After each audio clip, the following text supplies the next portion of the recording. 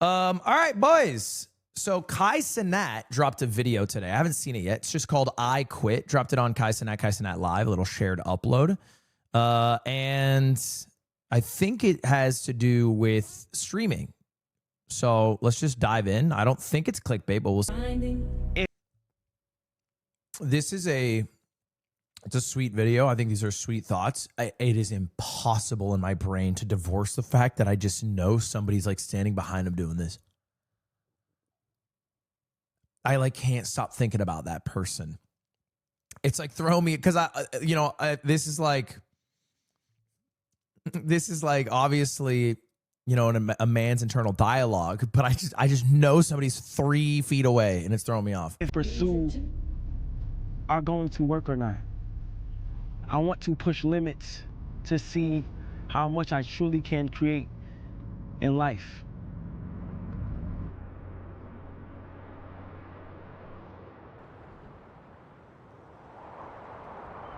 In the 19th century, Louis Vuitton was born and raised in Annecy, France, to a farmer and hat maker.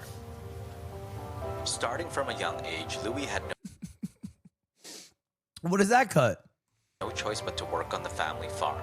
From dusk to dawn, he planted and harvested crops, raised the animals, and stockpiled firewood.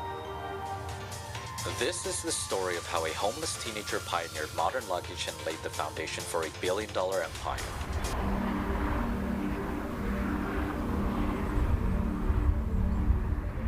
Want more Louis V?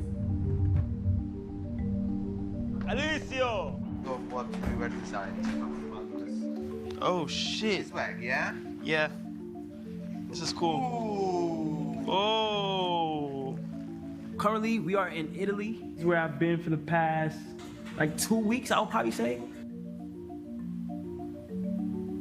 Because I feel like if I present my own brand with my own stuff, people will find ways to be like, yo, you missed here, you missed there. Because often when you meet the person that got their brand, you can pick out, you'll be like, since it's on the come up, you'll be like, it's cool, but you missed here and here. But once it's Louis Balenci, you feel like that's the official. You can't tell anything about it. Oh, shit. Is he? Let me try. Bro, it's tough, eh? It's hard? Yeah, because this is new, and the grip between these, is better. We can change this, because this is new. Yeah. It seems like he's starting a merch company. I'm curious about the quitting aspect. I'll stay tuned in.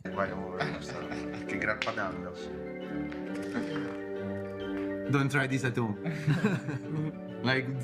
They're trying to distress the shirt The items that I want to make, I want to be able to learn with fabric, sander, I where guess. I can get it from, everything. So I've planned to learn and not just jump into the designs. You wanna try Adrenaline, this? thank you. This is more safe.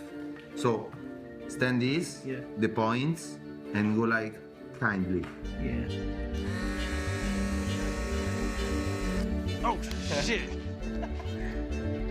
That's just scary as fuck. When I went to Japan, my love for clothes kind of enhanced after that.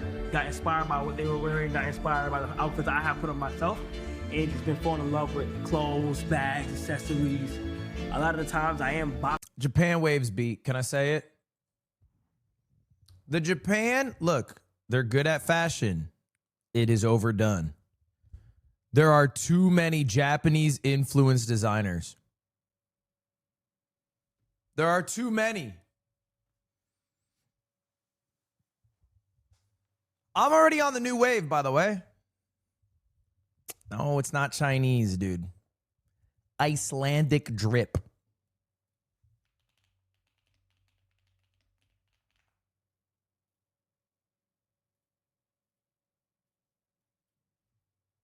Boys, give it a year. Okay? Everyone's going to be walking around in this shit. Yup. Yup. Everyone's going to be walking around in this shit. We're going to be looking crazy, bro. We're going to look back at what we used to wear, laughing at ourselves. Chuckling. Ha, ha, ha. Chuckling, man. boxed into this box of being a streamer. So this is one of the first times where I'm going to display something outside of my primary category. The reason why I kind of want to learn it is because I want to have like an attachment to my clothes. W improvement.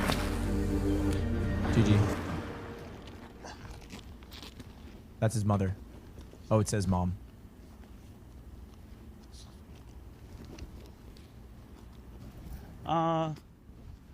I know at times, usually I'm able to handle a lot of stuff by myself and find ways through it. But I just needed some advice on just pursuing This ain't Italy, life right? and goals that I have to like how to find the confidence and the real commitment to pursue them. Because usually at the times I've achieved so much and I've been able to knock down goals I always wanted to do, and my mindset in my head, it's just like a lot of self-doubt. I'm not even depressed. I'm not sad. It's just for some reason I'm having like a lot of self-doubt because it's out of fear of stepping back from what I'm primarily known for, which is content creation, and pursuing in another goal. One thing I wanted to ask you was like, how do you at times get over self-doubt or voices in your head saying that it's over, or voices in your head saying you might not be able to do it? Well, first things first, you cannot let your mental take over. Some people are strong, some people are weak. When the voices in your head start coming, it's pushing you either to give up or keep going.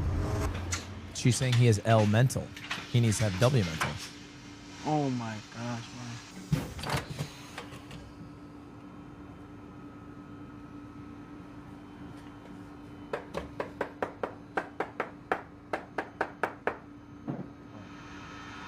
A lot of people don't get to see the making of the shoe from scratch, from the idea to physical form. So it's cool seeing the process. Okay, it sounds like, I mean, yeah, this does feel like one big ad, which is fine. I think it's good to advertise the things that you do. But I don't think the truth behind it is false, in the sense that he hasn't streamed in months. And I think he is not planning on streaming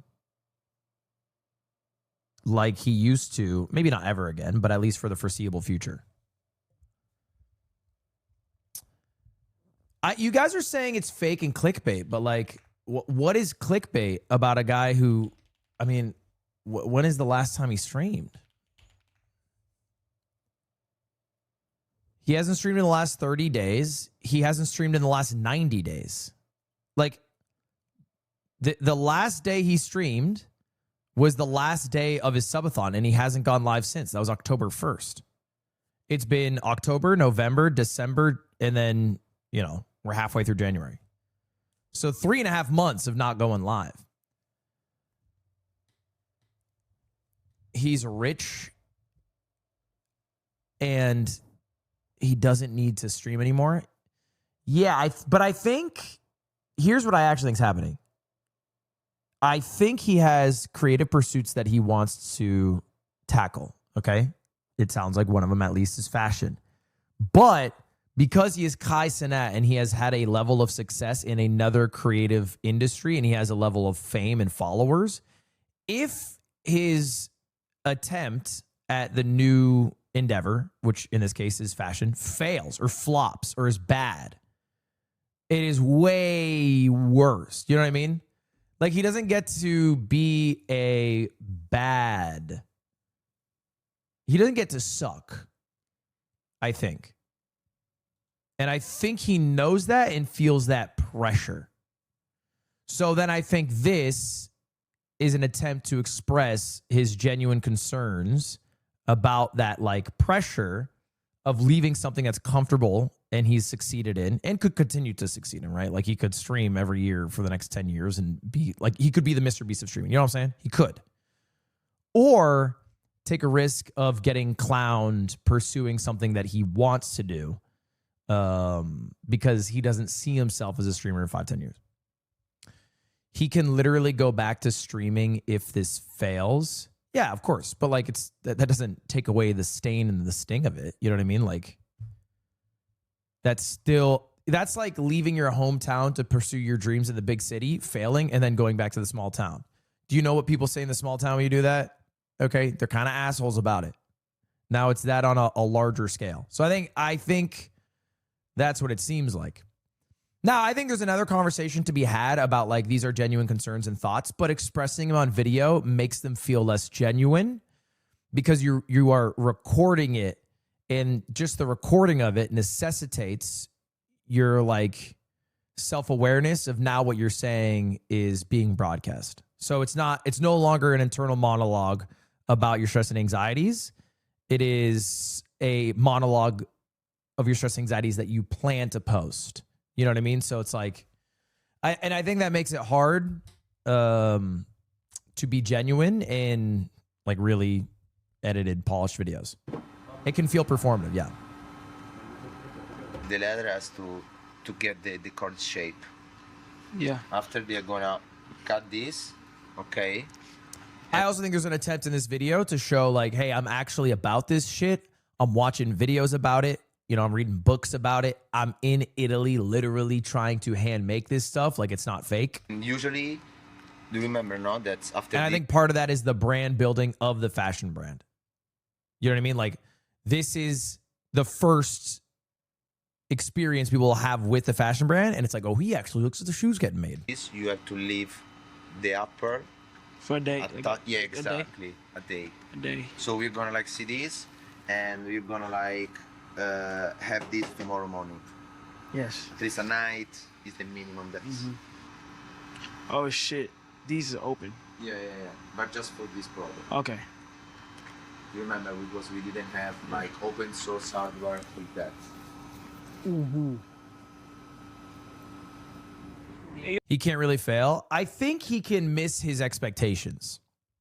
He can't fail in the sense that, yeah, whatever he releases, the first thing will sell out instantly. Like, you know, he'll easily make a fuck ton of money doing it. A lot of people will like it. But maybe his expectations is to be a fashion brand on par with, you know, like massive fashion brands like Louis Vuitton. That could fail. And you'll basically bring this to a bigger factory and be like, I want this. Like, that's what happens. So they make it, and after you bring this to a factory and be like, we need 500 of this. I paid an Italian guy to make me a custom pair of shoes once. It was one of the most uncomfortable shoes I've ever worn in my life. Like, holy fuck, man. You know, they used like fine Italian leather or whatever. And like, I watched it at the factory and they bound that shit and they hand stitched it. Bro, those shoes sucked. Oh my God, I hated those shoes. They just didn't hold a candle to Birkenstocks, bro. You have to walk in them? I did. I put some steps in those. Okay, I put a good amount of steps in those. And they'll make that shit clean. Remember the other factory that we went? Yeah. You can say to them, okay, we have this. You cannot go wrong with this. Yeah. You can do right now 500. They weren't Because you have crazy. the sampling. I think they were 200. It's faster. Maybe 240. Wow.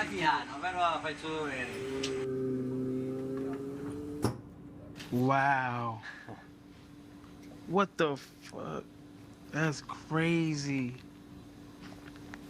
That's crazy.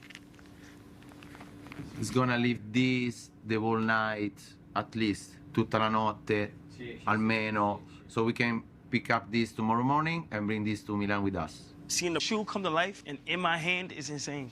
From scratch. Me and Kai Cenat have the same phone. So Ciao, zio.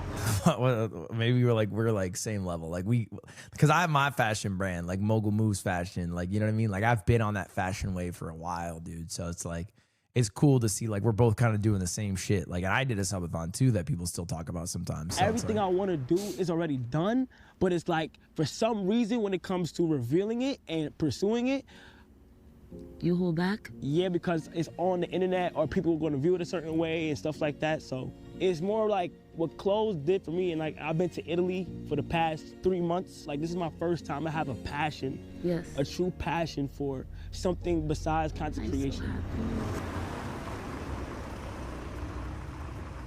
I mean, this is like 2 weeks after a subathon. This is early days.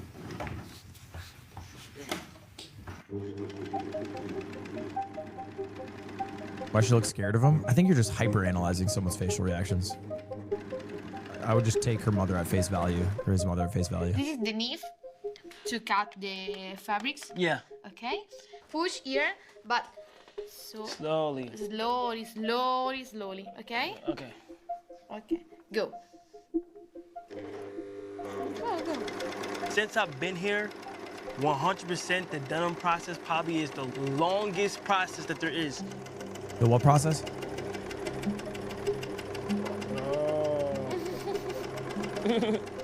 Like literally, I did not understand how long it Denim. takes to even make denim from scratch. Go. Okay. Yeah. Okay. Dude, when I discovered denim was just made of cotton, that shit blew my mind. I thought there was like a jean bush or tree or something, like a bark. I don't know. I thought jean was different. I didn't realize that dead ass was just cotton. I thought it was a different material altogether. That shit blew my mind.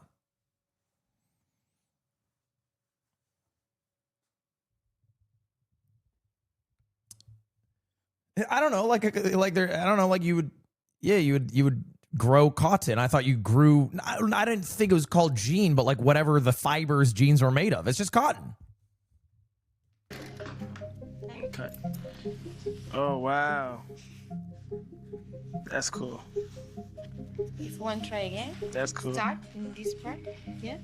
But the fabric never in the sides because there is the knife always in the other side. Okay. Okay. He got that? I didn't get that. Is this bad right here? No. Is that a mistake? Like sometimes, yeah, like it has to be a consistent pattern. Yeah. Okay. You are tailor. You are not tailor. Oh. Oh yeah, you can see it. Yeah, good pattern here. Yeah. But it's so good. Miss Scusi. That's cool. The process of just Dude, I don't know why the fuck Europeans pick that shit up. Brother, That's cool. Europeans love the clap handhold. I don't know what it is. They love that shit in tiny, tiny, tiny cups of lukewarm water. The process of just sitting there and sewing over and over again and cutting the threads and trying to make sure it's lined up and making the pockets and making like a lot of stuff is like, it's so much that goes into it.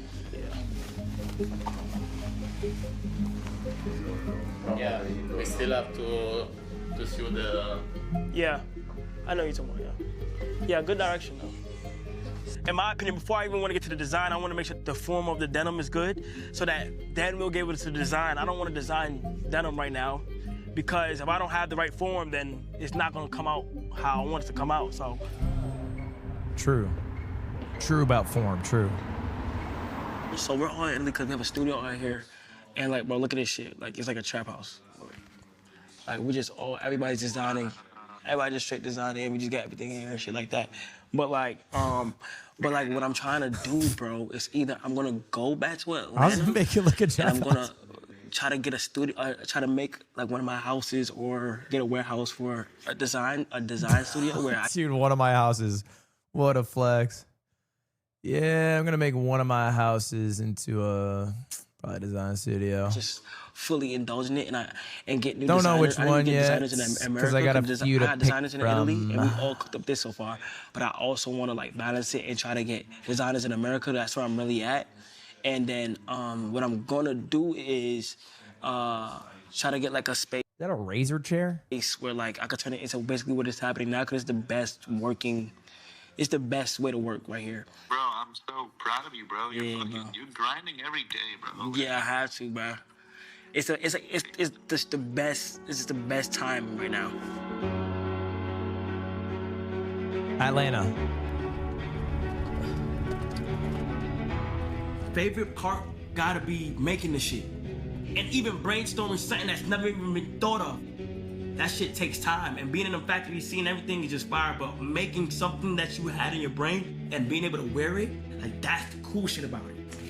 Right now I'm just getting into making my own clothing brand. Okay. And I really wanna learn Yeah. like how the sewing things- process, just to see how. I'm gonna take this thread. And Dude, I am not passionate about it like that. We make merch and I approve or deny everything that goes out the door. God damn it, do I hate doing that shit. Oh my God, I hate it. It's part of the job. I do it. Oh my God. Because it's so like whatever, bro. You know what I mean? It's like, do we put a button on this thing or do we? Feinberg! Thank you for the raid, Feinberg. Appreciate that. What's up, Feinberg enjoyers? Guys, we are watching a video Kai Cenat uploaded. He's well, I guess you guys only watch Minecraft. A streamer who hit the most subs ever and made a video called I Quit. How do I relate this to someone who plays Minecraft all day? He's like a Cold 2 player and he's FFing and we're like, why is he FFing? Does that help? Does that help? Never heard of the guy. Okay. Fuck, we're fucked. We're fucked. Anyway, we're trying to see if he's genuinely quitting or if it's clickbait.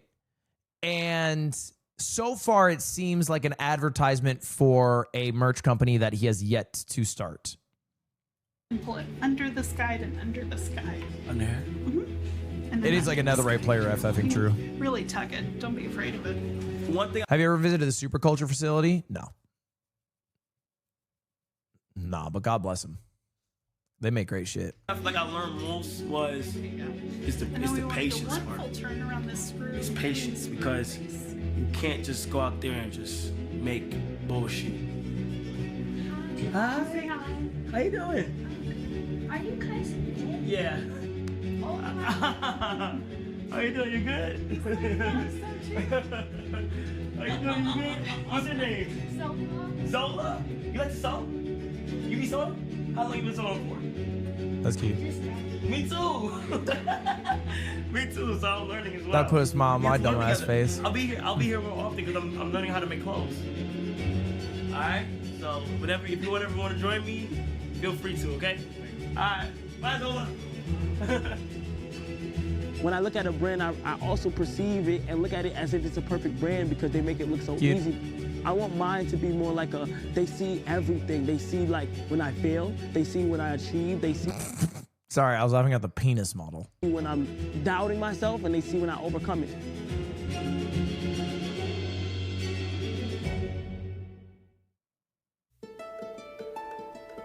Biggest streamer in the world quit to start sewing. Streaming's washed, man.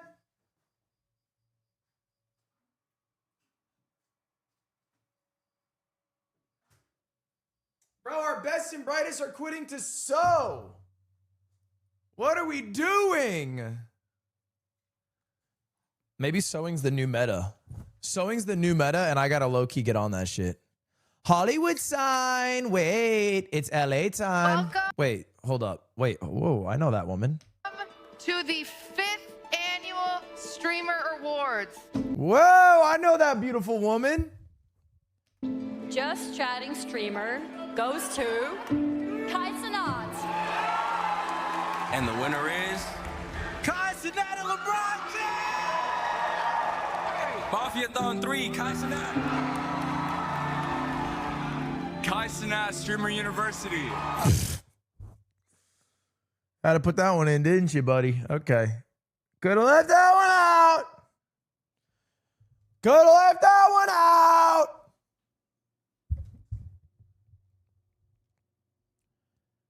Guys, do you know what this means? If Kai's quitting streaming, competition's leaving, boys. I might get a streamer award next year. Let's go. I might get a streamer award. You guys can achieve anything that you guys want. Don't limit yourself to one category. For the past year, I've had dreams besides streaming to achieve and to pursue. I have dreams one day to become a fashion designer and start my own clothing brand. And one thing I want to say is no matter what, Keep God in everything that you do. Do not ever forget about God at all. And I would love to end this with a quote that my good friend always says, and that's everybody preaches to everybody, be yourself, be yourself, be yourself. But as soon as people get on the internet, they tell you how to be. Thank you. It makes me happy as fuck, and I really appreciate that. Thank you. And I know people. Like Kai Cenat viewers are going to leave to watch you.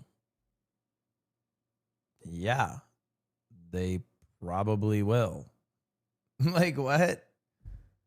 Yes. I will probably get a collab with LeBron this year. Do you know what I mean? Like, we both do big shit, bro. 30-year-old white man. Don't bring in age and race into this. Plus, I could be the white 30-year-old Kai Cenat. What? Like, what are you're being weird about it. People in here aspire to be shit. Y'all niggas put that foot on that fucking pedal. And y'all niggas. Yes, sir. Yes, sir. I feel like I tell people to put their foot on the pedal. So I just wanted to see, like, pick your brain on just kind of like, what do you feel like is the most important things when it comes to a clothing brand? First of all, you should be focused and you should know who your client is and who you want your client to be. La Roche. Sorry, I'm fashion ignorant. I do have to Google. La Roche is a fashion stylist known for work with artists such as Zendaya, Celine Dion, Anna Taylor-Joy, and served as a judge on an HBO show called Legendary. He announced his retirement from styling, dedicating himself to a creative relationship with Zendaya. Oh my gosh. Damn. More than anything. Like, I think sometimes a lot of what happens, and a lot of people aren't successful at things, that they try to do too many. Wait, Zendaya's like a big deal. Like, I know that obviously, but like, she has her own designer just for her. Just straight up, like an incredibly talented designer just for.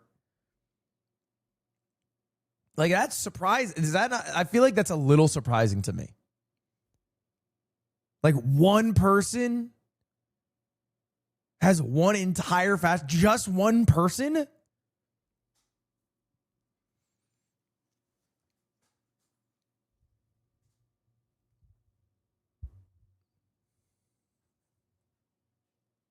Stylist, excuse me. But I'm just surprised that I feel like a stylist would work with multiple people. I don't know, I'm surprised. Things at the same at one time. Okay. Like, I would suggest you start small and do the thing that you do best. Yeah. I think this is brilliant. I think this is the better butter. I think you publishing it as a book and it comes with things. He works with Ariana too? Yeah. That's insane. Yes. Brilliant. Yes. Yeah, but the biggest thing about being successful, you can't have no fear. Mm-hmm. Like, it's all, like, being nervous and all that shit is human, but no fear. Like, you just gotta, I'm a big believer in, like, the law of attraction, and you attract things that you want and all that, and putting good shit in the universe and you get it back, and just being confidence. So now it's all about, it's no fear. You just can't have no fear. If you believe that this is going to be successful, it's going to be successful. That is true. That is true. But it's crazy. You have to be genuinely a bit insane, I think. Because, like, that's kind of a crazy thing to think. I think here's the reality. If you think it won't be successful, you're probably right. And if you think it will be successful, it still might fail, but it's also the only shot it has of working. You know what I mean? Like, it's not 100% success just because you believe in it, but if there is a universe where it succeeds, it's going to be the universe where you believe that it will succeed. But you can't have no fear. You can't go into like, oh, I'm doubting this or this might not work. If you feel strongly and passionate about it in your heart, then that's what you do. But my advice is, like, if you know you're gonna have the coldest coat, do Focus a coat. on that. That's why so many brands that started with just t-shirts, right? It don't take a lot of money to do a t-shirt. People, if they got a little bit of money, a lot of money, they'll support you that way, right? Anybody will buy a t-shirt from you.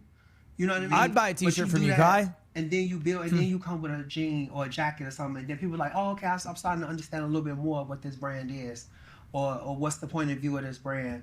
And then you start to grow from that. Like, if you look at Michael Murray, when he started, like, it was basically jeans. He had them jeans. Everybody was wearing them jeans. And then the rappers stopped fucking with him. He said, okay, well, I'm gonna stop fucking with y'all. I'm gonna stop making clothes for real people. You know what I mean? Denim first. Exactly. Just like but now Louis Vuitton's luggage and like all these big brands they have that one thing. Exactly. And then they grow. It's the opportunity to just express a lot of things that's been going on in my life. But like this is Kai behind just the streams. And I want to do it the right way. Like this is not me slapping my name on any brand and well, I can see. And and trying to, you know, money grab and shit. I want to build this community. You have to know who your audience is. Yeah. You have to know who those people who are going to support you in the beginning, because those people also going to grow with you. The people who've been watching you for, how long you been streaming? 5 years? Like 4 or 5, yeah. Right, so if they started watching you when they was 9, they 14 now. You know what I mean? And for the next 5 years, then they're going to be 19. So they grow with you, and then their economics are going to grow with you too. Chat, how old are you guys?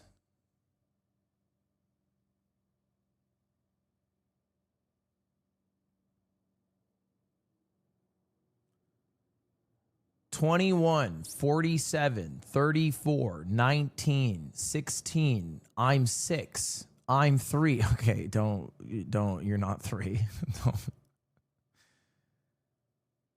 23, 42, 29. Okay. So, are you guys willing to grow with me?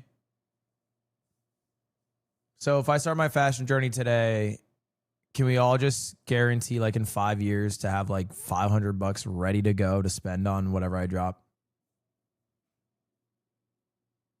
Grow with me. Grow with me. Let's grow old together. Let's grow old together, man. Fuck. Right? So, you know, and that's fine. Y'all grow together. You know? Take your time. Like, I always say that too. And I always say, like, thank you to 5 members, Black Belt. Well, I think you did this part already. Like, I always tell people just to be still.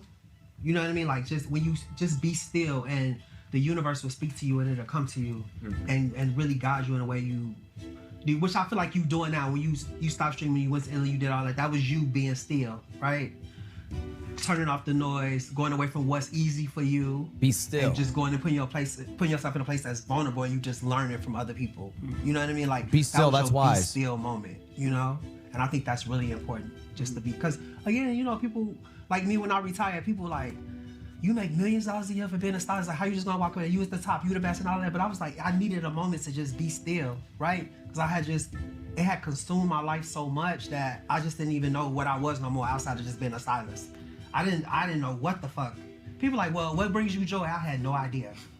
I didn't know. I'm like, making money? But that can't be it though. You know? Black Belt, thank you to 10 members. I appreciate it. I didn't have nothing else. It was like, work, make money, spend money. That's all. I'm like, oh, I'm happy. Kai viewers probably see you as their social studies teacher.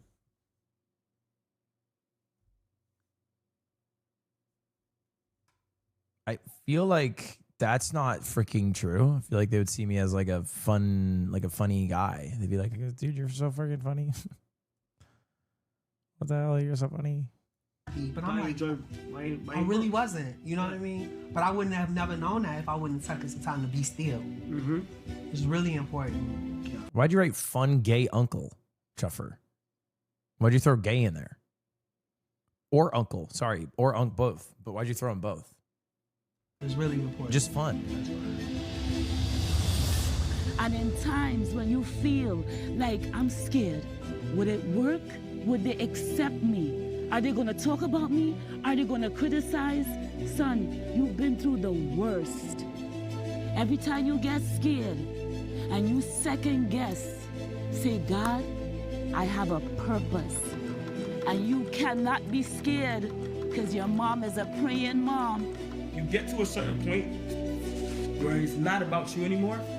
It's about inspiring others. The goal not only. Fuck that. Shit's about me till I die. Me in the bag. Those are the two things that matter, bro. Inspired, but we're trying to show the world, like, damn, like, he really went there. If we make nice pieces with nice material, but then also part of the piece shows the mistakes that can be made and that were made in making it. we have to make a choice on the skinny we going with. At the end of this, we're gonna keep going. We're gonna make that choice on the skinny and think right now the skinny that we have is what I'm leaning towards. We keep mastering that. We keep doing what we gotta do. It's gonna be good. And What's that's- baggy one? The baggy one, I'm not happy yet. The name of my clothing brand that I Not want to happy call with it it. Skinny pants? is Vivet. Vivet is Latin for he, she, or it will live forever. But the deeper meaning behind Vivet, damn, it's that long, is to not be boxed in to what society is trying to only box you in. Vivet means all that? That's why this journal is so important, because it's not about the designs and the cool denim and all that other stuff. It's more about the meaning. This journal.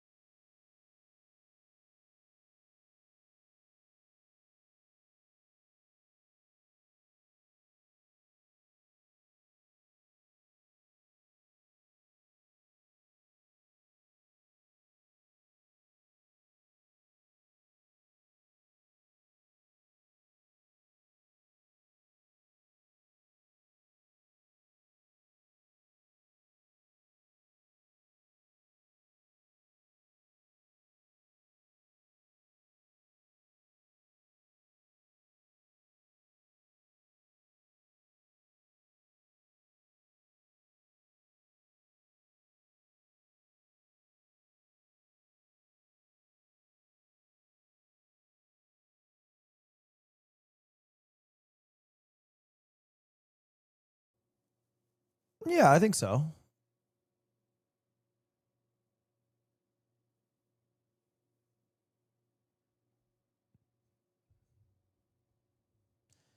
Then why are you still ... So what does that mean? So what does that mean, right? Should we talk about that comment? Maybe? Kind of a weird thing to throw out. I wanted to watch a video that apparently might get the creator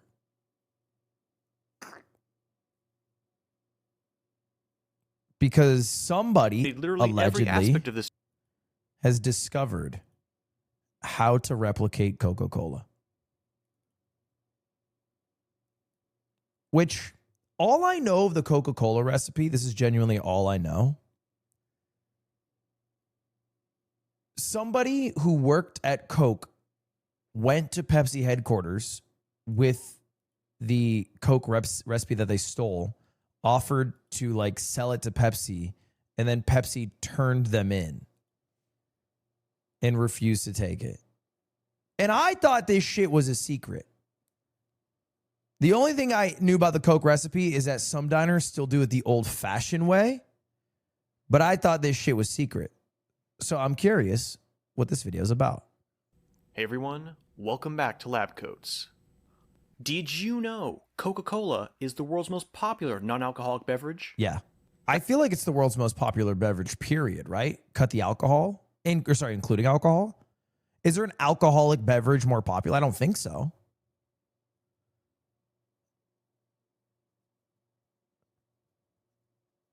Water?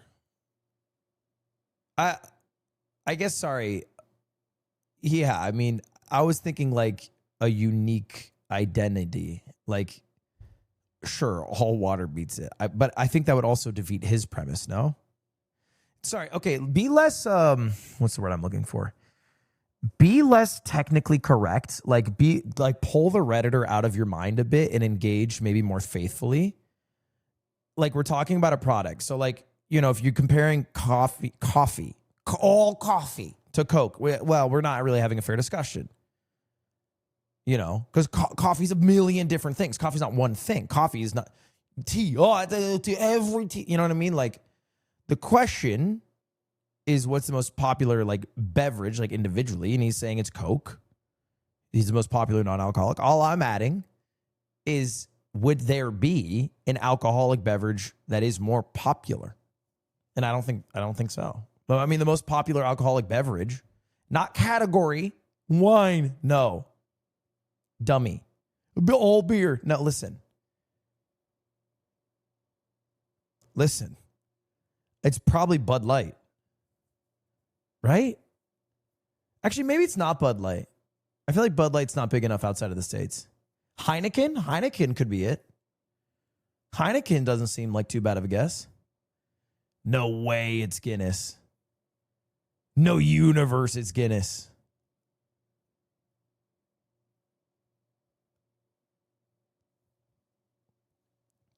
Most popular beer by sales.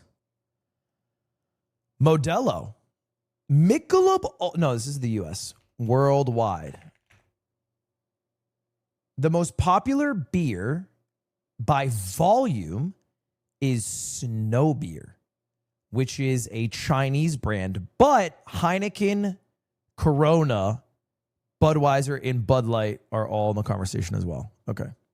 That's a little tidbit I picked up as I studied literally every aspect of this drink for almost a year at the cost of my own sanity, but I digress. Point is, Coca-Cola is kind of a big deal. Yeah. Practically every human being on the planet knows what it is. And yet, despite existing for almost 140 years, only a handful of people actually know what it's made of. Coca-Cola and cigarettes has doomed the island nation of Tuvalu. They have like a 60% obesity rate. As a matter of fact, the Coca-Cola secret Cold formula Grave, thank is you for one of the 39 most months. tightly guarded trade secrets to ever exist. With protective measures so extreme, Wait. tightly guarded. According to the company, only 2 employees are privy to the complete formula at any given time, and they are not permitted to travel together. When one dies, the other must choose a successor. Like, what is this, the Dalai Lama? They must choose a successor within the company and impart the secret to that person, the identity of the 2 employees. When they are a baby, they are shown several different sodas. If they choose the Coke, then when they turn 13, they are given the recipe. Trade secrets to ever exist, with protective measures so extreme that they're almost laughable. Seriously, they have a giant steel vault that they show off on guided tours. Does that not sound like something straight out of SpongeBob? That must be for show, right? Like, there's nothing in the vault. They just have, like, the vault as a mystique. Is their recipe even secret? I mean, I guess it is. I don't know it. And if that wasn't enough, the ingredients are all shipped unlabeled and from entirely different facilities, who are kept almost entirely in the dark about what they're making. So much effort, all for a soft drink that the company half-heartedly promotes with horribly out-of-touch AI commercials. Dude, oh my God! Thank you for reminding me. The fucking AI Coke commercial was so bad. It was so bad. I cannot believe that they approved that to be uploaded. It was so embarrassing, bro. And by the way, because I've been watching a fuck ton of commercials because I've been watching a lot of football, and most of watching football is watching commercials. There are so many AI commercials nowadays. Like, I'm playing guess if it's AI more often than not while watching commercials. So many, bro. Like, so many pharmaceutical companies are running AI in their commercial. It's crazy. Wouldn't it be funny if somebody managed to steal the secret formula right from under their noses, piece together a chemically identical beverage with the exact same flavor, and then tell absolutely everyone on the internet how to make it themselves? Yeah, that'd be funny. To most sane people, this probably sounds like a fool's errand. After all, many have attempted the quest and invariably came up short. Trust me, I tried all their formulations, none of them tasted like real Coke. So, is this even possible? Yeah, of course. Well, in theory, yes. One article from 2016 theorized that the recipe could be deciphered with the help of mass spectrometry, although the author basically concluded that only a major group like Pfizer would have the time and resources to actually do so. Guess this was before science YouTubers got serious, cause I actually have 2 YouTube friends with 2 different kinds of mass spectrometers, and one even happens to be a college professor. Yeah, we're coming for you, Coca-Cola. Dude, okay. I feel like he is blowing up his friend's spot right now. I feel like he's doing the, come out, guys, they got us. Like, you are cracking a tightly held secret that apparently 2 people get, and they have to pass it on after they die. And you're just blowing up your friend's spot right now because they got a spectrometer or whatever the hell you said. Wait, what the hell? Oh, but Zach, Coca-Cola uses coca leaves. You can't possibly hope to replicate it without... Have you heard of chemicals?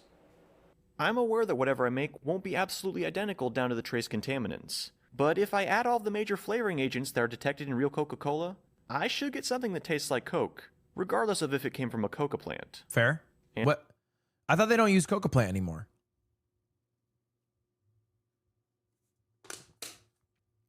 Am I crazy? And spoiler alert. Dude. Yeah, I can't even tell. Even though I know already, I can't even tell. I wasn't expecting it to taste so much like Coke. Oh my god. This approach actually works pretty freaking well. And in regards to legality, well, Coca-Cola hasn't actually patented the recipe. Seriously. Oh, because if you patent it, you have to show the recipe? Doing so would require them to expose what they're actually patenting, and that's obviously not something they want to do. Consequently, unless I try marketing my own product under the Coca-Cola name, there's really nothing they can do about it. So, what are we waiting for? Let's get cooking. Okay, let's get cooking. Now, believe it or not, we already know over 99% of Coca-Cola's makeup. At least. Why'd he spoil the reveal? Because this video would be really like a waste of time for everyone if he was like, well, it was actually a failure and it doesn't taste like Coke at all. The video is less about does it taste like Coke? It's more like what's in Coke? By weight.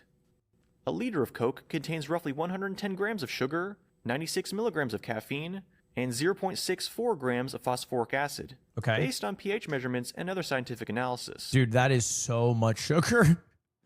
That is so much sugar. And that's not that much caffeine. I'm surprised. It also contains caramel color, which contributes important flavor compounds like furfural, in addition to the cola's rich brown hue. What we don't know is what makes up the last ingredient, natural flavors. This is where the real battle begins. As of 2025, only one of the natural flavors can be definitively verified, decoconized coca leaf extract. Decoconized. The Stepan Company in New Jersey is one of the only American companies licensed to work with coca leaves. And guess who they sell the extract to once the cocaine is removed? Coca-Cola. Cola nut extract was also used at one point, but it was phased out in favor of refined caffeine. I tried finding my own source of cocaine-free coca extract, but companies like Power Leaves never returned my emails, and the package I bought from this definitely not sketchy Peruvian website got seized at the border. So basically I was at square one like every other non-Coca-Cola entity. You just bought Coke, bro. Just to be clear, you just bought Coke from Peru. Which meant I had to work up the entire flavor profile from scratch. At first, I thought this might be fairly easy. I mean, several cola recipes are already published, including the original Pemberton Coca-Cola from 1886, so I figured it'd simply be a matter of tweaking these until I got something that fit. Long story short, I was very, very wrong. As a starting point, most recipes call for the following set of flavors: orange, Okay. lemon, Yep. lime, coriander, nutmeg, cinnamon, vanilla, and neroli. What the hell is the last one? This is a good lineup, though. This would be yummy. A few other ingredients that get suggested include black pepper, lavender, clove, and kaffir lime Definitely don't throw in black pepper or lavender. Clove, maybe. leaf. So I bought all these flavors as essential oils from reputable vendors. Using essential oils in food might sound a bit strange, but rest assured this is fairly standard practice in the food and beverage industry, as it allows for very precise and repeatable combination of flavors. To run my early trials, I would measure precise volumes of each oil using a micropipette, and combine them in a small vial. Once mixed, the required amount of flavor oil would be dissolved in roughly 1 milliliter of food-grade alcohol, which helps it disperse into the soda instead of clumping into droplets. This was an issue I faced when I made root beer from sassafras oil a few years ago, and the ethanol practically eliminates it without throwing off the flavor. Finally, the flavor mixture will be measured and added to a predetermined volume of soda, which was made with the established proportions of acid, caffeine, caramel color, and sugar. Pretty straightforward. This is not straightforward. This seems like the slowest process of all time ever. He's just guessing and checking. This would take so long. This would take so crazy long.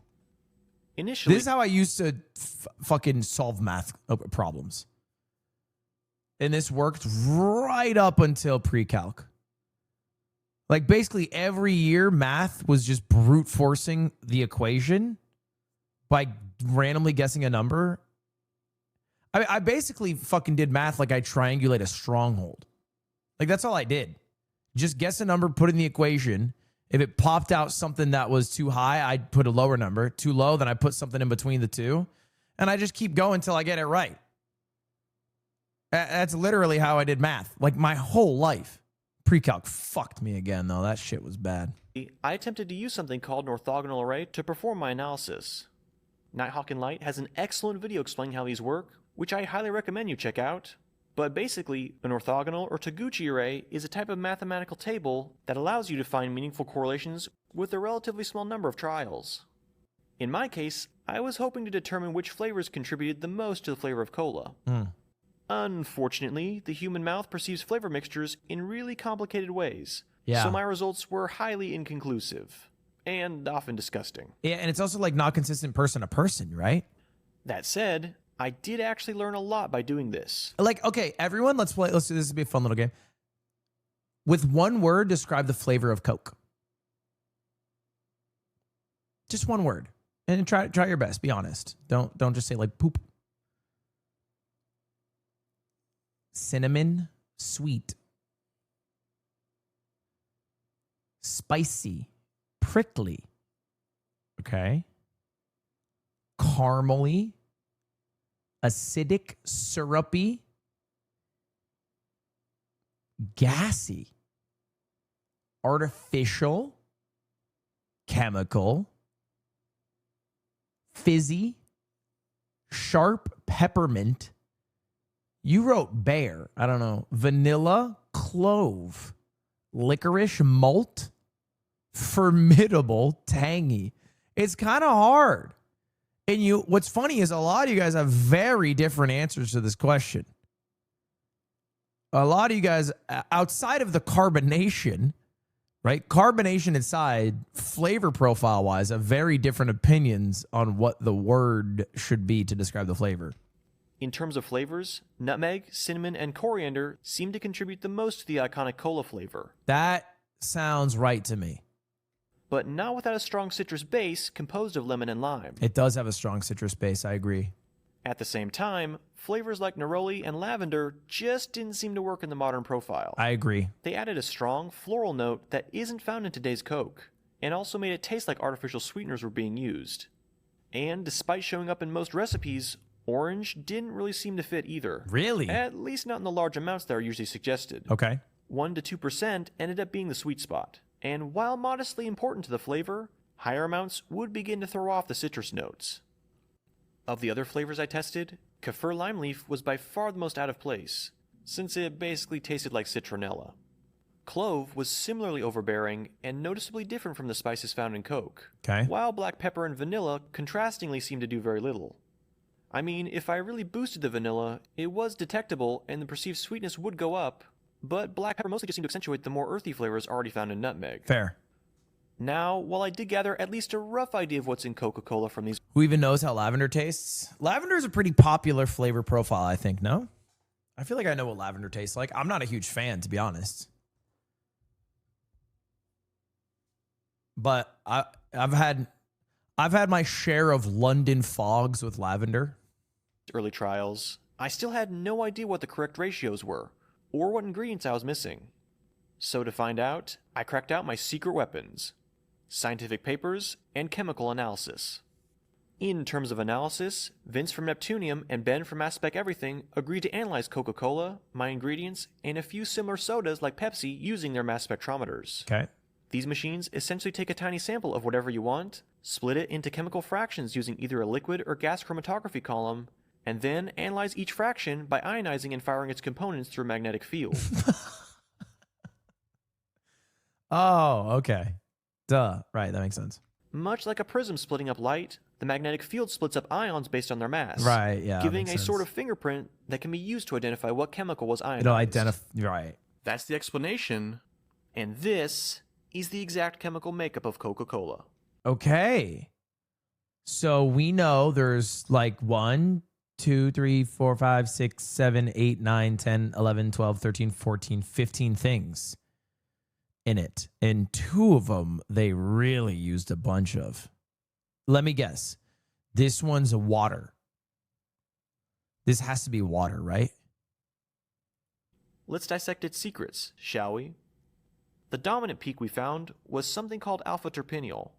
That might be a way to describe water. Which mostly arises from the acid-catalyzed hydrolysis of limonene and pinene, and it hints that citrus oils do in fact make up a large portion of Coke's flavor.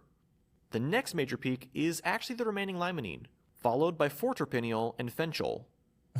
What's fenchol? What's fenchol? Cinnamaldehyde, saponine, and carine were also detected. Cinnamaldehyde's probably cinnamon. Indicating the presence of cinnamon and nutmeg. And finally, we found eucalyptol, borneol, furfural from the caramel color, and ethyl levolinate. Levolinic acid and its esters form when sugars like fructose are heated under... Why do they give them a stupid fucking name when they go to science? Like, why is it cinnamon? And then when it's like the cinnamon ion, it's like cinnamolidibina. It's like a fucking Eminem lyric. Like, what is this? Why can't we just call it cinnamon? Cinnamaldehyde. What is that? Conditions, which suggests that Coca-Cola undergoes heating at some point during its production.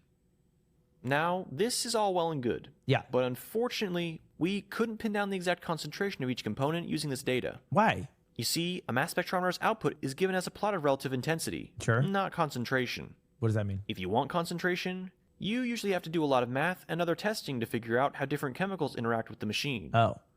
So, instead of relying purely on the mass spectrometry data we collected, I chose to also lean on the data from this article in the Journal of Agricultural and Food Chemistry. This table in particular listed pretty much every flavor found in Coca-Cola, and even gave their measured concentrations. GG. There were a few flavors they left out, such as fenchol, but I figured once the concentrations of other ingredients were determined, these secondary flavors would be easy to dial in with the help of mass spectrometry. What the fuck is fenchol? I won't be going through every chemical on this list, but there are a few I'd like to point out that reveal important information about the secret formula. Obviously, cinnamaldehyde and vanillin can be directly correlated with cinnamon and vanilla, so we can check those off as part of Coke's recipe. Okay. Limonene and alpha-terpineol are also present, along with aldehydes like octanol, nonanol, and Non-anal. decanol, which collectively signal the strong presence of citrus oils. This is all stuff we mostly knew. Things get interesting, though, with linalool and the various forms of eugenol. Eugenol and its esters make up 80 to 90% of clove oil, which is one of the suggested ingredients that people reference from time to time. However, the concentrations found in Coke are only enough to account for the traces contributed by nutmeg and cinnamon oils, which are much more definitive ingredients. And since clove oil threw off the flavor in my early tests, I think it's fairly safe to rule it out as a potential flavor. Okay, that's fair. Sticking with ingredients we already discussed, linalool also rules out a few potential flavors. To explain how, though, we need to talk about enantiomers. Basically, Okay, let's lock in. Enantiomers. for a molecule like linalool, two mirrored versions exist, R and S. Right. You can flip them around all you want, but no orientation will make them identical. Okay. Interestingly, the R enantiomer of linalool makes up the majority of both lavender and neroli oils, Right. while the S enantiomer makes up the majority of coriander oil. And, according to the study, Coca-Cola contains mostly S-linalool, with the amount of R-linalool only being enough to cover what would come from the citrus oils. So Some it's might argue coriander. that chemicals like neral and nerol signify the presence of neroli, but this simply isn't the case. Right. These compounds are found in citrus oils just like linalool. Okay. Meaning we can pretty-definitively say neroli Not and lavender in are not ingredients Coke. in Coke. Gotcha. The last chemical I'm going to bring up is Water. acetic acid. Fuck. To me, this one was kind of a shock, especially with it being the third most prominent flavor by mass. My first thought was that it was simply arising from the acid-catalyzed breakdown of acetate esters in the cola. Right. But after talking with Darcy over on the Art of Drink channel, and seeing it in an actual recipe from the 1950s, I'm almost certain that's being added deliberately. Okay. To be clear, the amounts being used are in the range of parts per million. But I still find it kind of funny that vinegar is probably one of the secret ingredients. That's fair. With the major flavoring compounds identified and correlated with existing ingredients, I set up an Excel spreadsheet to make iterating my recipes a bit easier. A mixing calculator would basically take the volume of each oil being added, determine how much of each component was present, and then compare that data with the Coca-Cola numbers.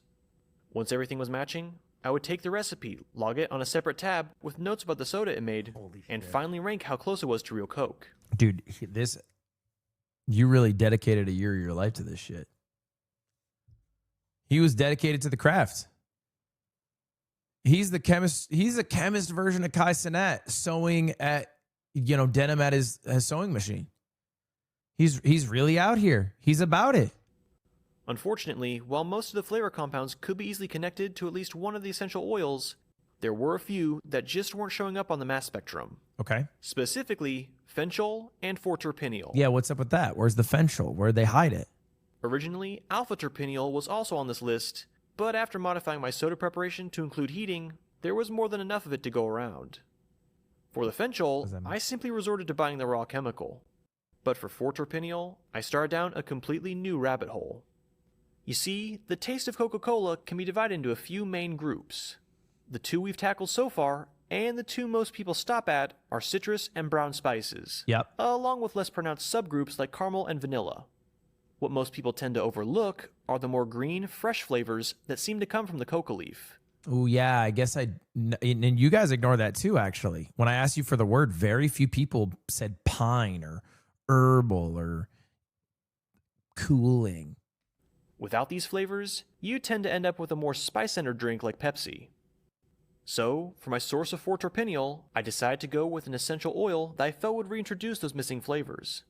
Tea tree oil. Okay. By mass, this stuff is close to 50% 4-terpineol, and most of the other chemicals it contains match up with those found in Coca-Cola, so it doesn't really mess up the mass spectrum. Cool. When I began using it, I noticed an immediate improvement in the flavor, although it never fully replenished the missing freshness. Overall, it was more like drinking Diet Coke than regular Coke, and no amount of tweaking or adding essential oils seemed to change that. I spent months adjusting the recipe, testing new ingredients, and forcing family members to taste my experiments. Eventually, my original soda stream gave out, and I had to buy a second one. This is starting to become unreasonably expensive.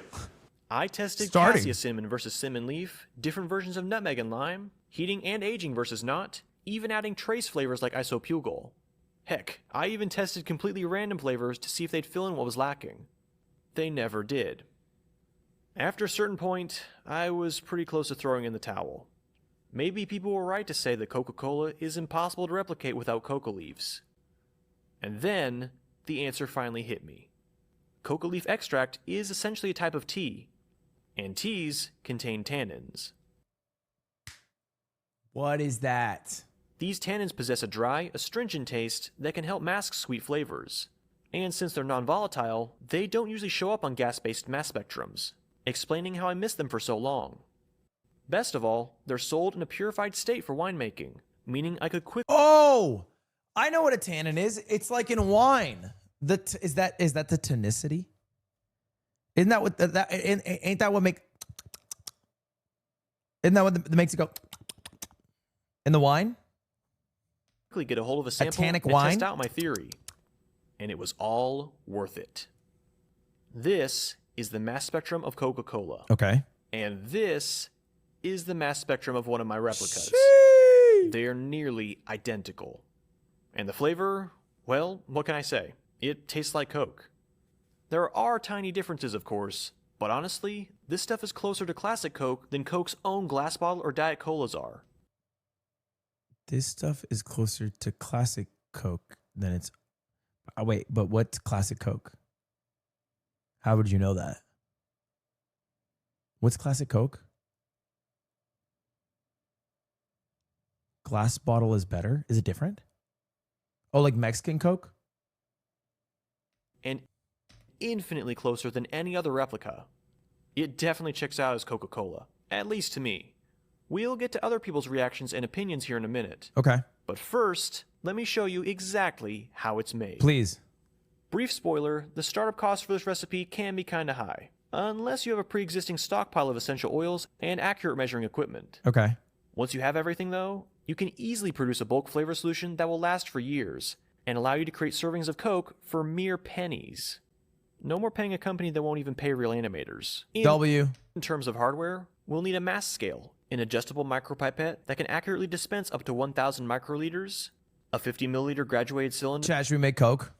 some 1 liter storage bottles, and some kind of heat-resistant glassware for making the syrup. I said it before I looked at all the ingredients. Like, this is above my pay grade. I'm sorry. I offered it out because it sounded cool, but like he kept putting stuff on the table, bro. Like, I'm sorry. There's so much on the table right now. I can't do this.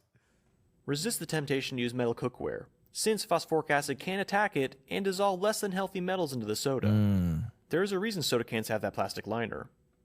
Finally, you can also use a magnetic stirrer for mixing, as well as a 1 liter volumetric flask to make the dilution steps a bit easier. Okay. For ingredients, we have all the essential oils seen here: sugar, carbonated water, caffeine, caramel color, food-grade alcohol, 85% phosphoric acid. Okay. Wow. So it's 104 grams of sugar, carbonated water, 1 milliliter of flavor solution A, and 10 milliliters of flavor solution B. Flavor solution A seems to be the like lemon lime, the citrusy, the spice based, and then the cooling. Flavor B is the caramel, the phosphoric acid, the glycerin, the vinegar, the vanilla extract, the tannins, and the caffeine. Glycerin, wine Is that just dries and liquids?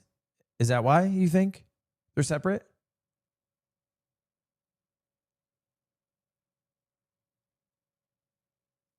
No. tannins, 5% vinegar, vanilla extract, and fenchol.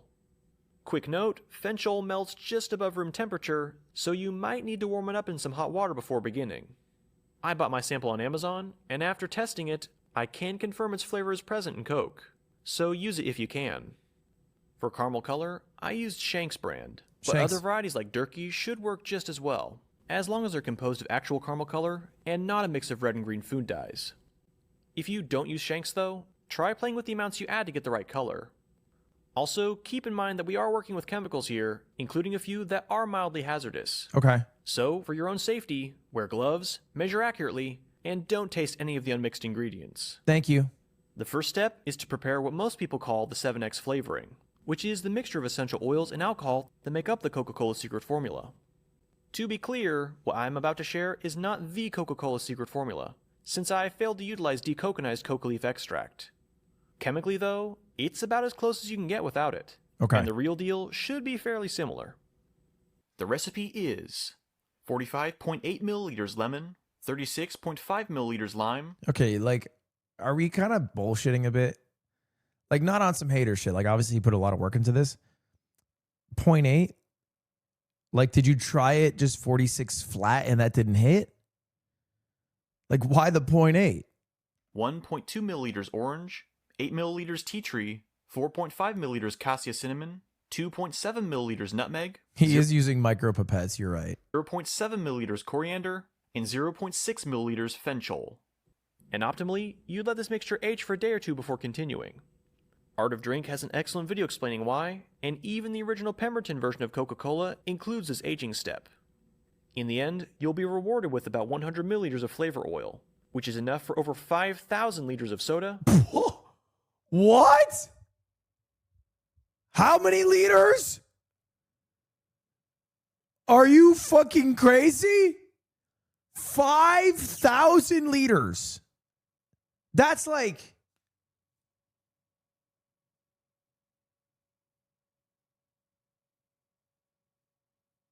That's like at least like a year. Maybe 2. Or about as much as your mom drinks in a day. Like, fuck you, man. Fuck you. What do you know about my mother? Fucking asshole, man.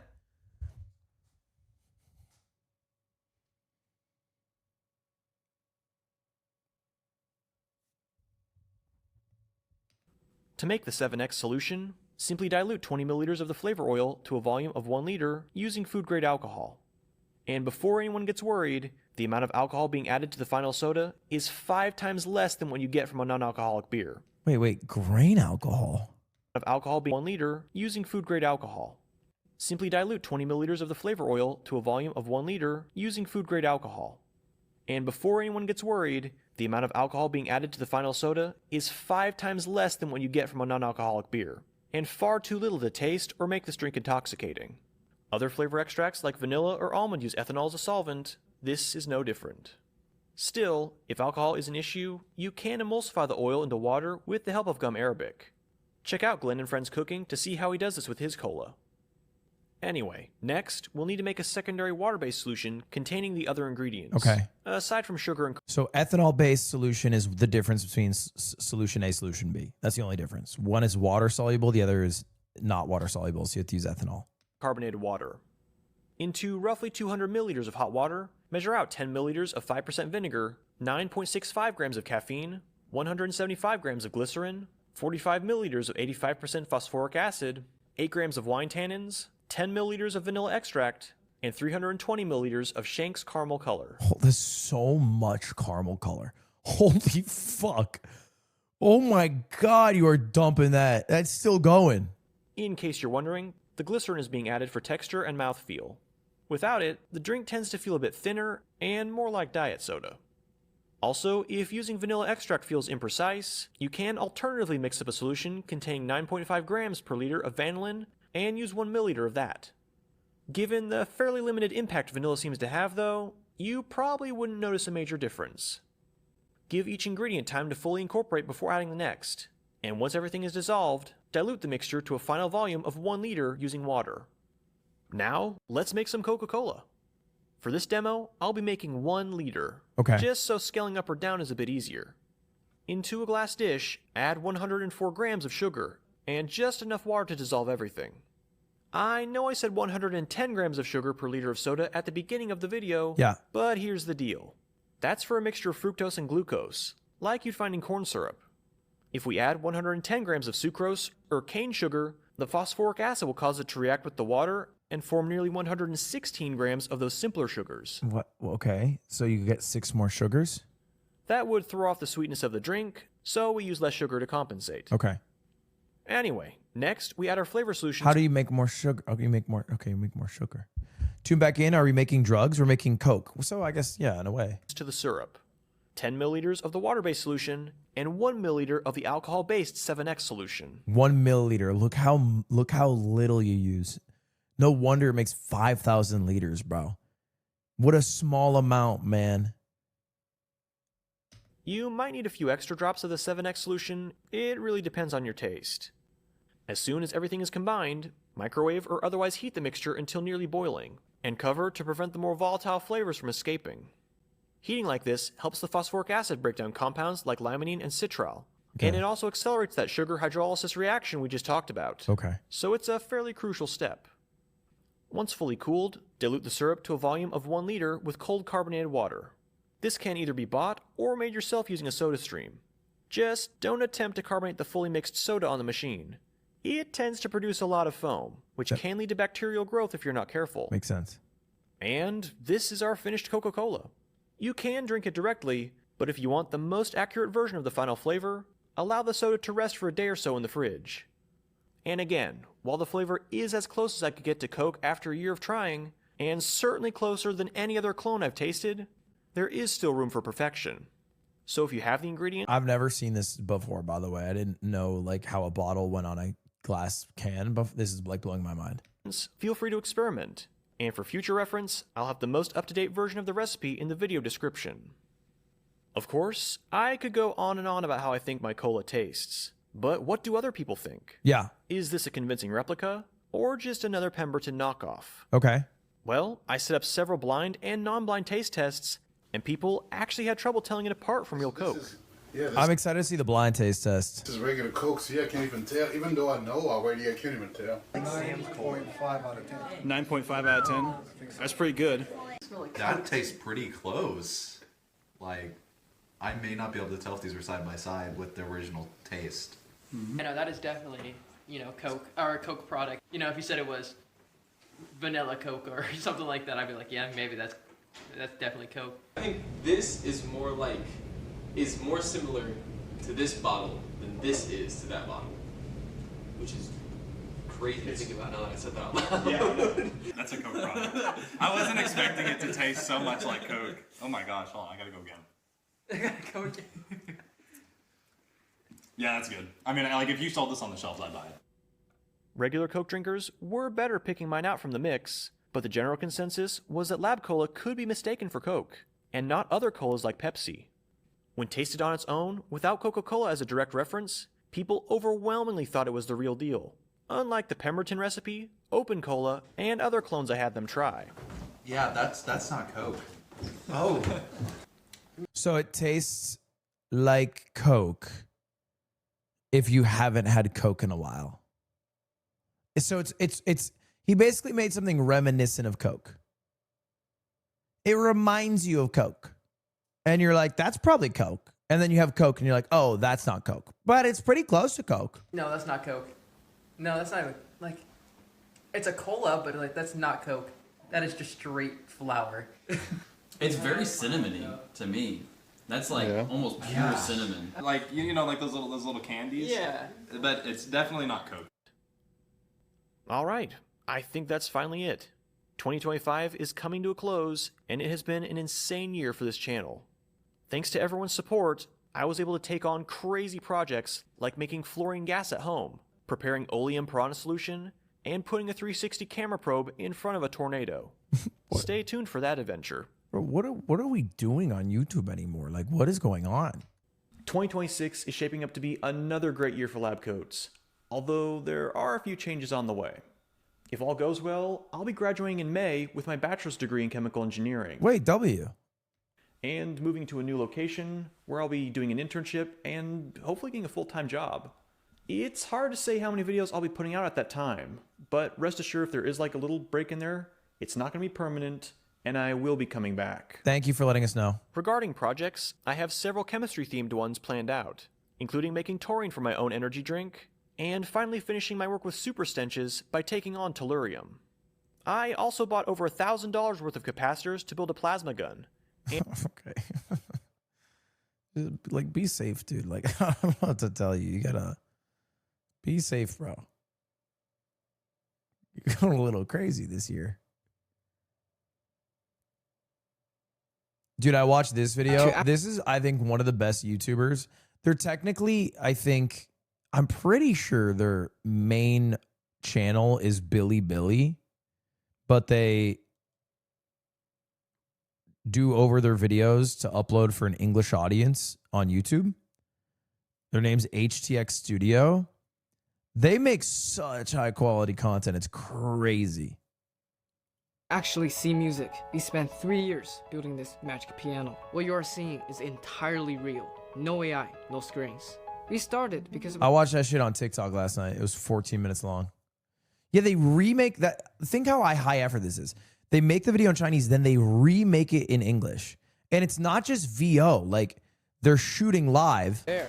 Our first thought was smoke. In English. This is a smoke machine. It can shoot out beautiful smoke. Like, they would have to record this. If you pull the roll of them behind Isn't that crazy? Dude, they are so far ahead. They're so far ahead. I watch a YouTube creator called Ludwig. He has a second channel called Ludwig Pretty Pog. Damn, that guy sounds pretty cool. That guy sounds pretty cool. If it's 14 minutes at 80 to TikTok no more. Literally every aspect. I mean, there's some good long form TikToks. But it does happen to me sometimes. I do open up a TikTok and that shit's just 20 minutes long and I don't realize till I'm like 40 seconds deep and I'm like, damn, the bar has not moved an inch.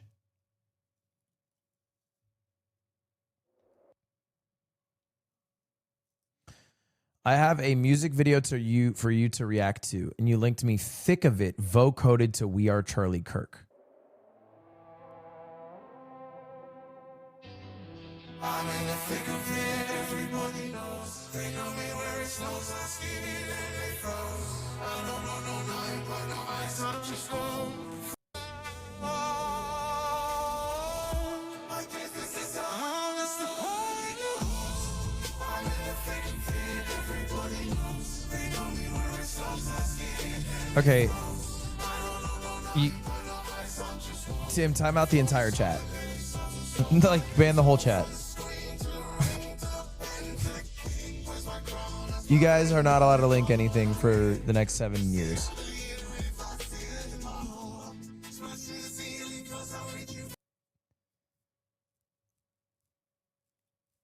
That one's a bit much for me. That one's a bit much for me. We are. Did you see the Schrodinger Lee situation? I think Valorant needs a factory reset. Okay? We need a factory reset in Valorant. Here's the deal, bro. Okay? For years, the Valorant community was carried by, I would say, a lot of, top level pros, like Tens or Tarek or, former CS people who flipped over. And then like cringe E-daters. And then those cringe E-daters grew up and some of them turned out to be really weird. And now I feel like all the Valorant community fucking has at this fucking moment are people who like hate the game, who just make shit talking drama slop videos every day for it. And a few people who still play it while their soul is actively being ripped out live because they're dealing with crypto bettors or throwers and stream snipers and all sorts of bullshit. Like, bro, the whole thing needs a factory reset. Top to bottom. Because the game itself is fine, bro. The game itself, fine. Shouldn't be a problem.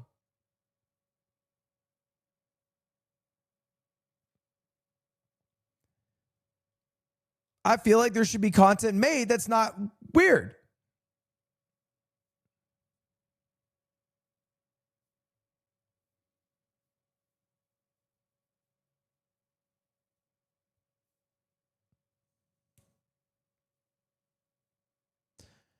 How long has Ron been fighting Radon? He's on death 227 for Radon, and he's on hour 6. 6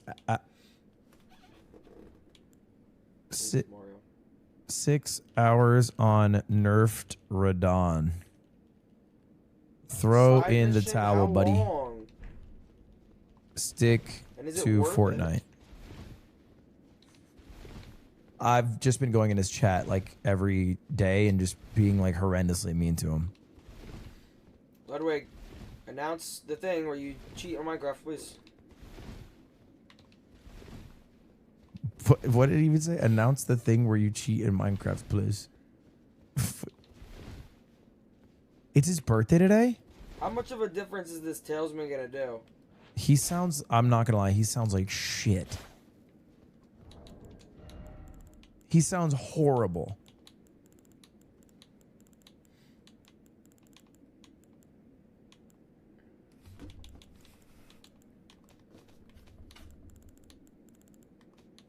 Wait. Shooting up here, y'all. Shooting up here. Hey, there's kids right here. Kids right here on me. Is it Justin Jefferson playing Fortnite with Marlon and Lacey? Where we at? down here. I gotta get out of there. The NFL is so funny because, like, you know, if your team's good, like these weeks are the most important weeks of your entire career. They literally will be the decider, defining factor on your legacy as a football player. And if your team's not good, then you play Fortnite with Lacey and Marlon. That's it. You know, like it is either the biggest moment you've ever had or let's drop in Tomato Town. What team is he on? Unfortunately for him, the Minnesota Vikings. I don't know who this dude is. He's probably a top 3 by talent wide receiver in the NFL on a just horrendous team. But luckily for him, he has number 9. And that's all you need.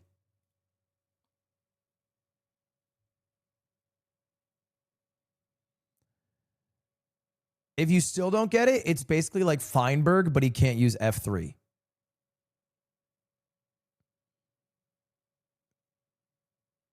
And he's not making playoffs like that.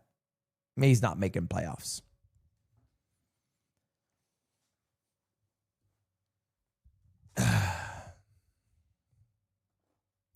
Nine about to cook next year. 9 is not about to cook next year. You are a bit delusional. A bit delusional, sir. Lud, what happened to your Valorant team? Nothing happened to it. We still have a Valorant squad. We just were a bit ass last year. We dropped short of promotion the 2 years prior. And the whole Valorant system is kind of weird right now. So not really sure what's going to happen. I would love to be in VCT. But you got to get quite lucky to get there, I think. That's what I've realized. You got to get quite lucky, and I don't know if the juice is worth the squeeze. Because there's a lot of squeezing, and you might just get irreparably hoed.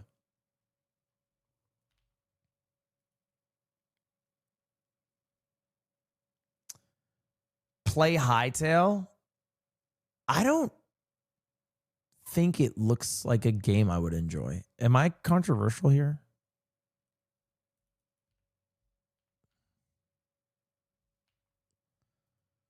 It doesn't look that fun to me.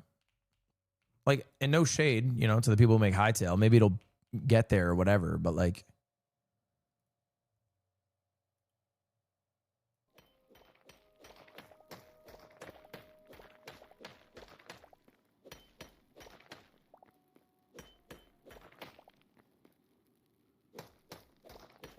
I don't know, like I look at it and I think to myself, like, man, I would just rather be playing Minecraft in this moment in time. Let's go this way. Oh, I thought that was iron. New Mr. Beast. Should I watch the new Mr. Beast? Pros, the Ludwig editors would be really happy because they get an easy video to upload that'll do well. Cons, I don't know if I want to watch all that.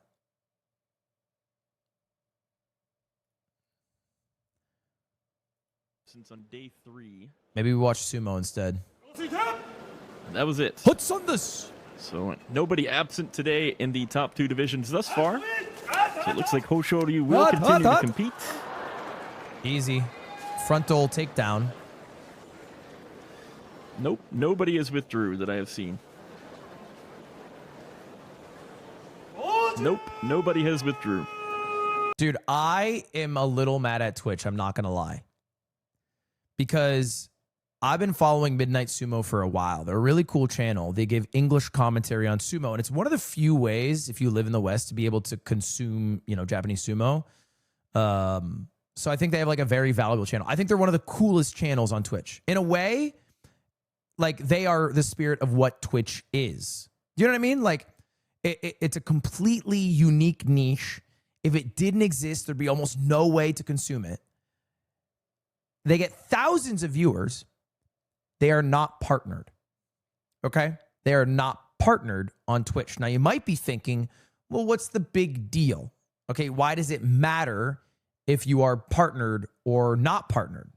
All right, which, fine. That's a fair argument. For one, you know, generally there's ways to unlock better pay, you know, so there's slightly more benefits. For 2, it gives you, you know, better quality options as a viewer when there's a partner. And then the most important here, it allows you to change your emote prefix. Now, when you get a sub button, you are automatically assigned an emote prefix. Automatically. You don't get to choose what that emote prefix is. You don't get to pick. You are just given whatever your username is condensed, and then that can be used to make emotes. Okay. Do you want to know what Midnight Sumo's prefix is?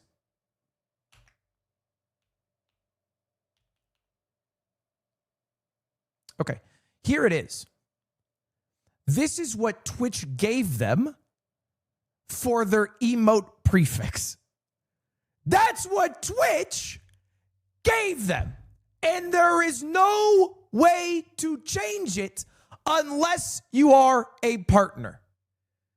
Now, I hit up Twitch because I know some people who are at Twitch, and I said, hey, hey guys, fellas, there's this channel I've been watching, and I see a small issue. I'm seeing a thing that I have a concern with, so I thought I would say something. Can we maybe get this guy partnered? And they say, great, we'll take a look at it. And I put my neck out there and I say, hey, Midnight Sumo, can you do me a favor? Can you reapply for partner application? He goes, I've been rejected 7 times, but I'll do an 8th for you, buddy. He submits that application. 1 week later, rejected. Restreams too much content to be a Twitch partner. Good shit, Twitch. Good shit, bro. You know what? That's smart, bro. Yeah, we should keep this emote prefix on this 4,000 viewer channel that's doing one of the most unique content ideas on the entire website. That's a great idea. And you know what? How about instead of fixing that, we add a 2,000 sub button? How fun would that be? Let's throw in a 2,000 sub button and then take the fucking month off. What are we doing, man? What are we doing? Pissing me off. Making it a bacon of the lake with the 6 months in advance and 5 months in total. And Cheese Zone, thank you for the Prime sub. Serious question. What's unique about restreaming Sumo content? His brain. Like, he has a genuine passion for sumo and has been doing this for years now, like genuinely years. So sumo is not a sport that, you know, like any sport really is easily comprehensible. It requires somebody who's like a good commentator or announcer. He's not restreaming it with no audio. He's restreaming it with English commentary. Slightly ahead of time. And English commentary doesn't exist from official channels. So without him, there'd be no way to consume it without just knowing Japanese or using like an AI, maybe subtitler or something. Do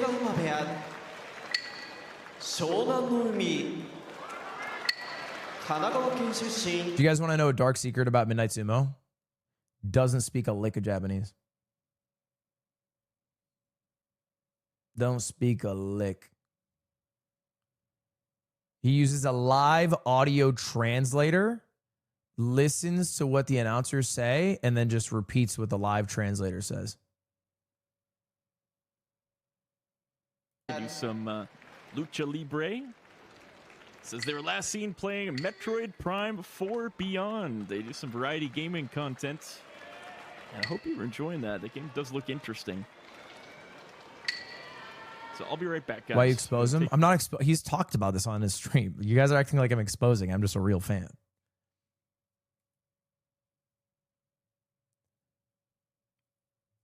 He don't like pretend. He's not like LARPing as if he does know. Speaking of sumo, you guys should check out Lemonade Stand. I think they have a wrestler on there. All right, guys, let's focus up. Seriously.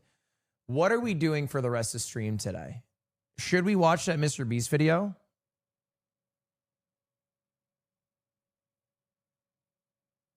We are Charlie. Dude, I'm getting it stuck in my head, and that is not good. By the way, chat, Thursday, I think, might possibly, and I'm not 100%, so don't hold me to this, but could be, if it happens, the return of F-Slur Minecraft Shared Health. That would be Thursday. Other reminders. Saturday and Sunday are the finals of the Minecraft MCSR ranked playoffs. I'm a little annoyed about it. Let me explain. Sunday, it starts at 8 a.m. It's the semifinals, the third place match in the finals. It's going to slightly overlap with the first half of the first game of playoffs on Sunday, which is the Patriots game.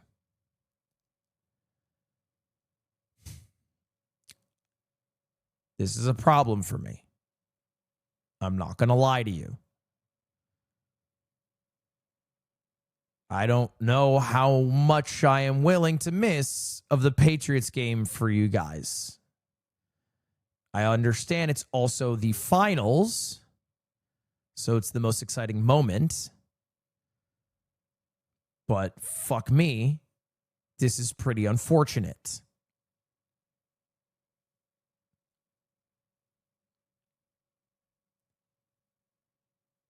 My plan is to put it on a second monitor. Here's the deal, okay? If it's looking like either the Patriots are getting stomped or it goes past the first half, I tap out. Okay? And I'm letting you know now, so there's no surprises and you don't call me out. Those are my two. If they're getting stomped or if it goes past the first half, I am out. I'm not missing second half football. No way. And I do not think I'll be in a good mood if they're getting stomped. I think it might affect my mood a little bit.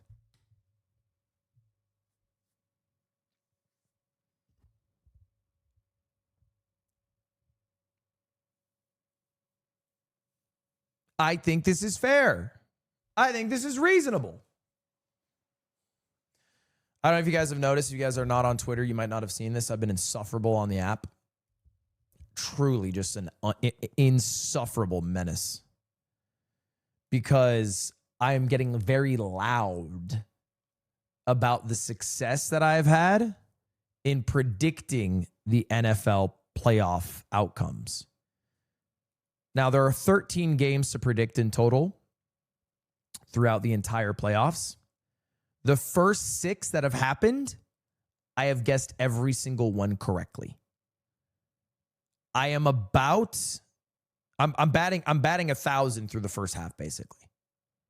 I'm 6 for 6. I'm looking phenomenal. Which, by the way, there's a couple of crazy upsets I called. Eagles, Niners. Okay. Bills, Jags. Right? Easy choices. These were not easy choices. Bills, Jags was a coin flip. Most people had the Eagles as a favorite against the Niners. The Rams was an easy one. The Bears was a bit of a coin flip as well. A lot more people believed in the Steelers than they should have, and the Chargers fans were getting loud about it. A little too loud. The 10-yard tush push was crazy.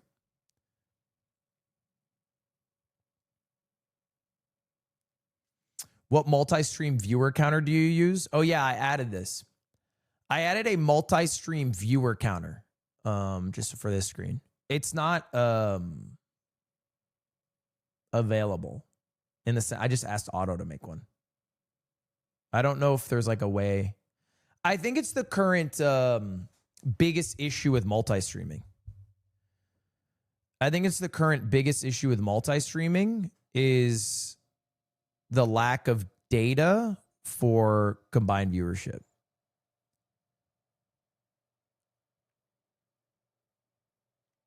So I don't know if I'm going to keep it, but I thought it would be interesting to throw on the screen and have to track.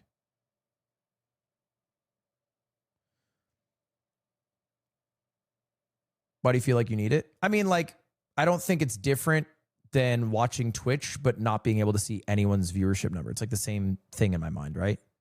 Like, why do you need it as a viewer? You don't. But, like, can we just be honest for a second? Viewers tend to put weight onto the viewership number. And if it is different than what they expect from somebody, oftentimes they will click it. Like, if you see somebody who's got more views than they usually do, you're curious why. And then you click on the stream to check that out. And maybe the answer is like a raid. Maybe they're doing something cool that day. Maybe they're potting. You know, like, there's a bunch of answers for it. But it changes viewer behavior, plain and simple. But there's no way to track it for multi-streamers. There's no way to... So the information's always... You always have half or a third, depending on how many sites you're streaming on, of the information. So that's why. So that's why I'm putting it on. I don't know if I'll keep it on, but that's why I put it on. I think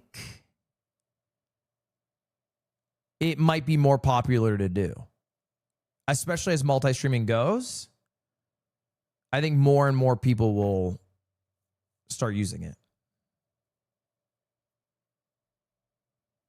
But I don't want it on like all, like I don't want it, if I'm playing Minecraft, I don't want it on like my other scene or something. I just put it on the full screen. What multi-chat do you use? I don't know. Tim set it up. Can you make it smaller? Yeah. What's that? Is that cuter?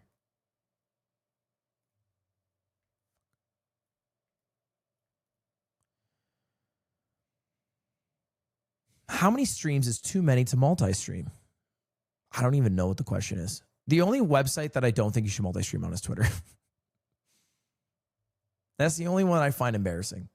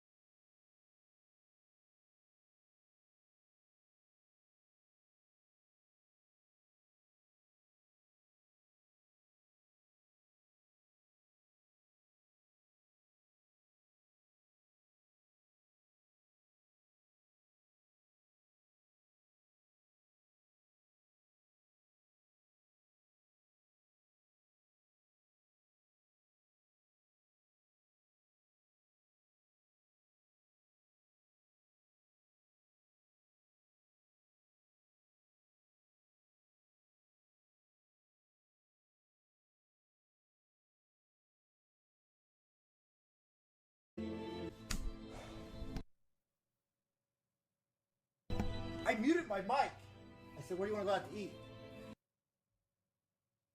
Yeah, I did want to play Fever Meme, but I forgot about the Radu Feinberg thing today, so I didn't want to. I had to do that, which was fun. I was happy I did that. Do you see Small Ant's video? Yes. The old one about the Pokemon challenge that he beat? Yes, I did see that. I did see Small Ant embarrass me on his YouTube channel. Also embarrassed me on Smant. By the way, his most viewed video, I discovered. It's his most viewed, sorry, I should say most viewed long form video because this used to be a shorts channel, so it's a bunch of clips. But the video of him embarrassing me in daily games is closing in on 1 million.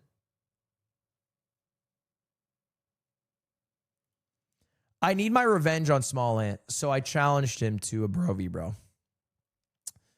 Next Wednesday, me and Small Ant are doing the new format of Bro v Bro. The one where it is, you know, several games and it's the lockout.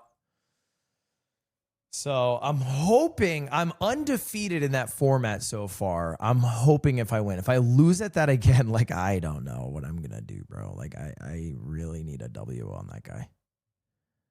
I really need a W on that guy. Released that completely changes how the game works. They got What the hell is this? rid of the inventory system. You can so rare and so useless. Oh, this is him winning without an inventory? There. Do you need to rotate them into place? I think we may have to. What the hell is this? Why is he riding the... What the fuck is going on? What is going on? That's next Wednesday. Not this Wednesday, but next Wednesday. SK got a 1620. Bro, stop talking to me about fucking SK. Stop talking to me about what SK has done. Like, whatever. She's different, bro. But it's like, I'm not playing against her, bro, because it's not. We're not the same. You're basically going like, yo, LeBron James dunked in 7th grade. That's fine. Like, we're not cut from the same cloth. It's like Void. Like, stop comparing me to SK.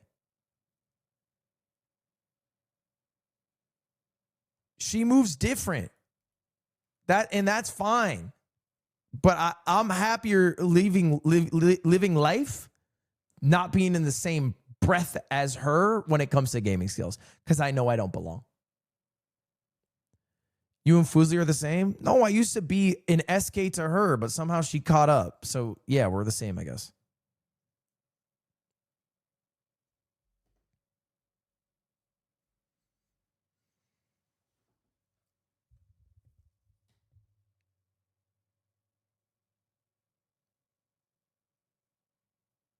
Drake May is like SK. Yeah, 100%. I give you that. Drake May is SK. Foosley is better than you now? Dude, she won because of Battleship. It was a neck-and-neck game. Like, can we fucking be... Okay, whatever. Whatever, I'm getting mad. All right.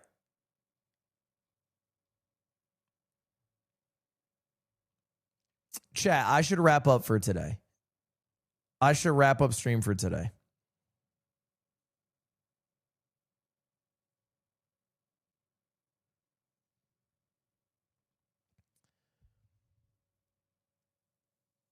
I feel like it was a fun stream. I liked it.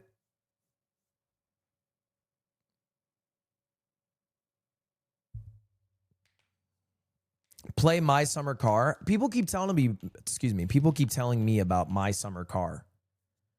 It looks like a good game. I don't super get it, but I've watched, I think, Lyric play it. Maybe it was, I think it was Lyric.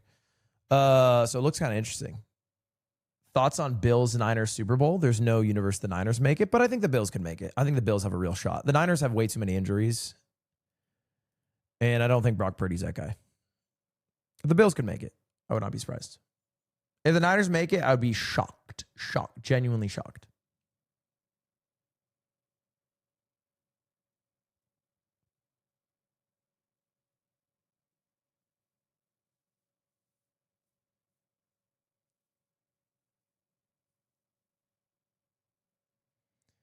Play your daily games? What do you mean play my daily games? Have you done the stock review yet? No. I believe the final date is January 20th. So I basically have a week for my stocks to go up. I need them to go up $1,800. So yeah. Or I need Doug to drop 1,800. So like Ocugen or Palantir just falling off the face of the earth.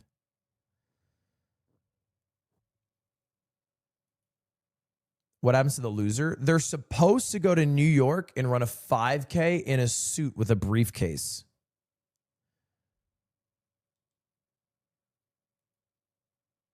That's what they're supposed to do. Supposed to? Yeah, like hypothetically, that's what we said the loser would do.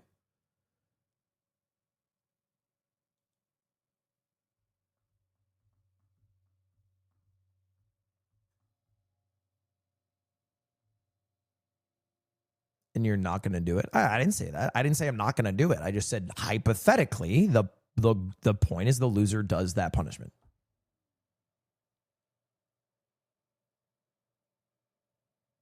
Now, there was no time frame on when it had to be done or, et cetera, et cetera, et cetera. But hypothetically, that is what is meant to happen.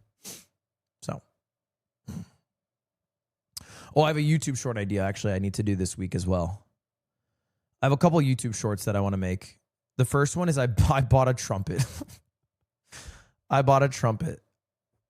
It's going to be embarrassing. I might do it today. I'm a 30-year-old man. I bought a trumpet. I'm going to learn I really want to learn how to play the One Piece interlude trumpet song.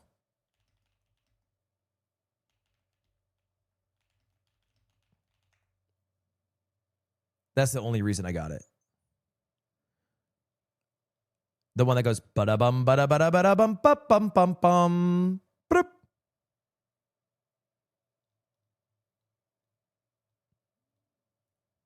Everyone who watches One Piece will know what this is.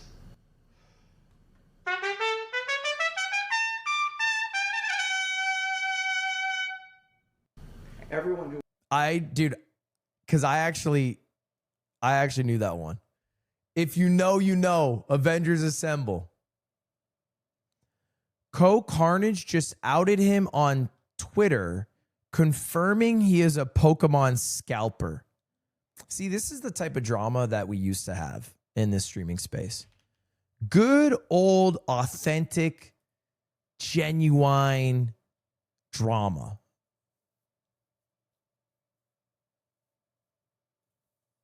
And then it's like, now it's like, fuck pedophile.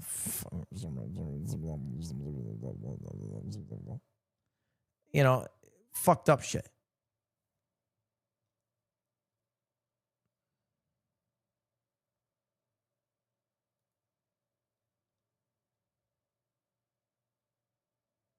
Sorry, I looked this up because you're talking about it. Is this it? Did you just see this? And he tweeted out, my kid kicked my ass in our first Pokemon card game tonight. He got some souped up Blastoise. I ordered 10 boxes. I feel like he was pretty clear about the purpose. I don't really feel like I don't think that's the guy at Walmart at 7 a.m. with every single box preventing anyone else from buying it.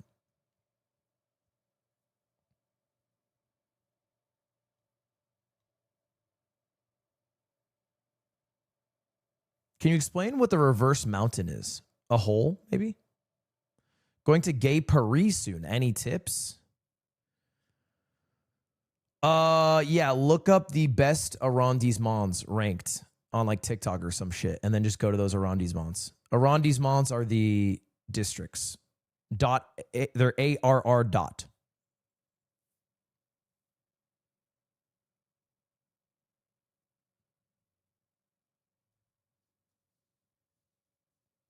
Oh, they were talking about the reverse mountain from One Piece. I thought they were asking me to theorize. Okay, that one's on me. I was like trying to theorize. I was like, I don't know what a reverse mountain could be. I guess let me think about this for a moment. You know what I first thought it was the Jason Mraz song where he says it takes a hole to make a mountain.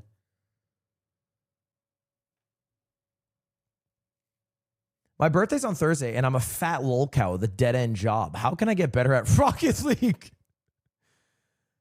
Bro, if you're a fat lolcow, that's like you're on the green, bro. Tap it in. Like, what do you mean? Come back from your dead end job, don't think about it, play Rocket League all day.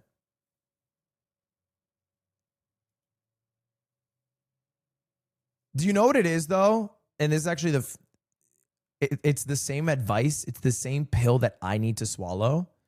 You have to stop queuing up games because practice by just putting hours in is not as valuable as intentional practice. So like I need to specifically just focus on, maximizing bastion routes. Because when I play a game, it lasts like 30, 40 minutes. I get one bastion route in.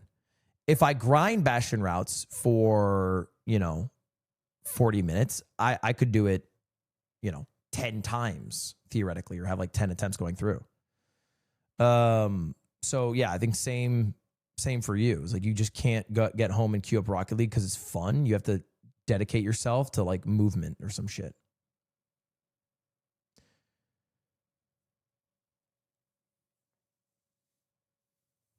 But it's boring. That's the issue. Are you still planning to go to China this month for the road to Empress? I think I'm going to do it. I'm not pumped about it in the sense that it's a lot of time, but I think it's too cool to pass up. It's just so much time. Not tip to tip, like literally going for road to Empress. It's like 4 days. It's 4 days for like a few hours shoot, basically.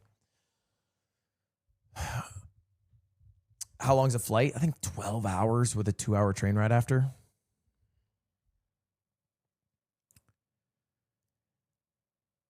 Why don't you do tip to tip Lebanon to Jordan? A few reasons come to mind.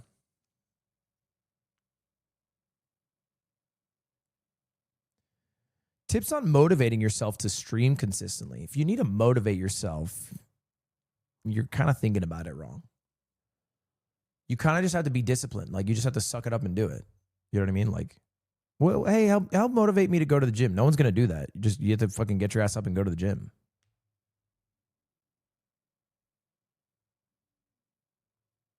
Like I find most 5 a.m. crew, ice bath, 4 a.m. crew at the gym people kind of annoying, but they have an intangible quality that will bring them farther to life or farther in life than most people ever will get. And that's that they're disciplined. They're beautifully disciplined. And that is so much more valuable than most qualities.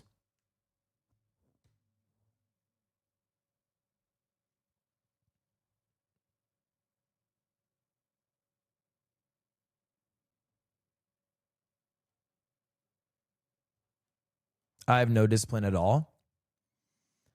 I think if you change your mindset to, I just have to get myself to do this for 1 month, or if that's too hard, 1 week, then it becomes a habit. And you know what? You might need to read The Atomic Habit. But you just have to think to yourself like, okay, for 1 week, I'm actually just going to work out, 6 days, or I'm going to go live 6 days this week and just do it for 1 week. And then if you do the week, you're like, okay, maybe I'm going to do this for 1 month. And you do it for the month. You're like, okay, wait, maybe I can do this for 2. And then you go on, and then you do it until you die. Should I come to the U.S. for college? No, I don't get why people come to the U.S. for college. Can I be so honest? It's like super expensive. I don't think the education is more valuable here. Like, it makes way more sense to me when I see Americans leave the country to go to college. Like, there's so many really good European universities or Canadian universities. Like, if you have the opportunity to study outside the States, I feel like it's better.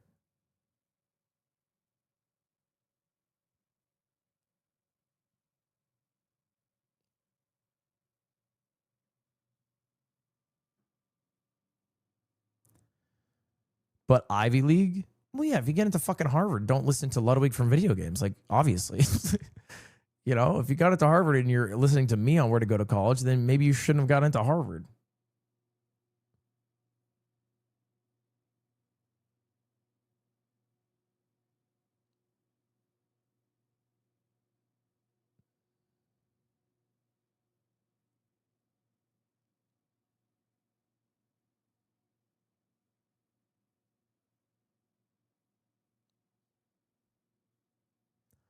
I'm watching on my TV. I looked at the breakdown, and I think most of you guys are watching on your computers. And then it's like 35%. And then the second chunk, like 30% of you guys are on mobile. And then 25% of you guys are watching me on TV right now.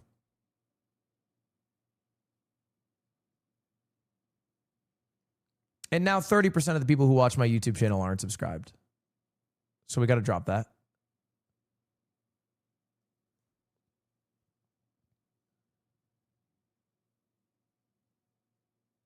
%6 were iPad users. And I was like, dude, I didn't know I had 6% 12-year-olds in my chat. Kimmy, thank you for the 5 gifted.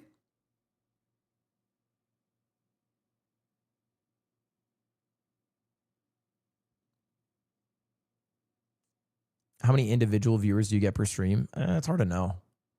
The easy way to check is you just go to the VOD right after the stream is finished on YouTube, but it doesn't include any of Twitch. But you can maybe just double it, a little less. I think 300K is safe, 250K.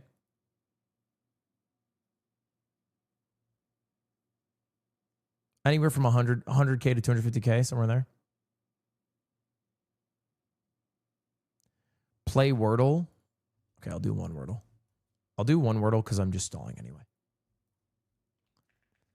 Penis, penis, penis, penis. Here's the deal. I guess penis every time I play Wordle. In one day,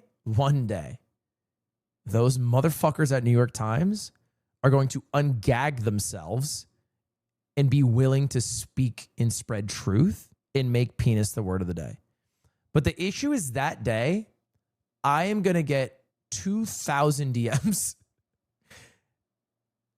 You know, I'm going to know it's coming.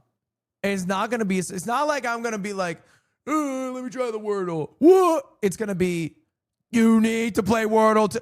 Ludwig, you got to check this. This made me think of you. And I'm going to know. Thank you to the 20 members. Pause. Throb. That's my backup. I'm guessing it's a Y situation. Boggy. Okay. Whoa. Wow. So it maybe it ends in an O? Ending in an O is so weird though, no? Could end in a G. Start with an O? B. It can't start with a B. Wow. How about like, okay, G-A. Gabon. No, it can't. Wow, this is weird. Glow, like glob of something. It's not a bad guess. Globe, we're a letter off. A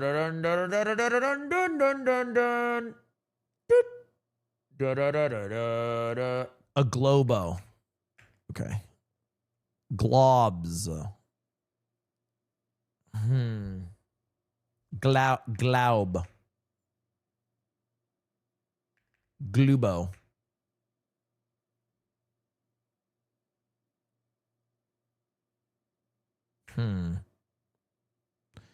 Globo. Okay, I could just make it easy for myself, and I just type globe. And now I know it's G blank blank B O. Gumbo. Okay. Gumbo. Not bad. Subscribe or log in. Fucking pieces of fucking shit. You took this away from everybody. Cost total. Oh, wow. And we're buying nothing today. Just a big heaping pile of nothing. Oh, never mind. Ready Pack or Santa Fe salad. 2 7.75 ounce bowls. 2 bowls. 7.75 ounce feels kind of small. What's in the bowl? What's in a Santa Fe? It looks like diced chicken. What are those, red beans? Some shredded cheese, corn, probably some lettuce in there if I had to guess. 7.5 ounces. That's not like a big meal, right? Like I feel like it's kind of like a light meal. It's like a snack. I wouldn't say it's a meal, right?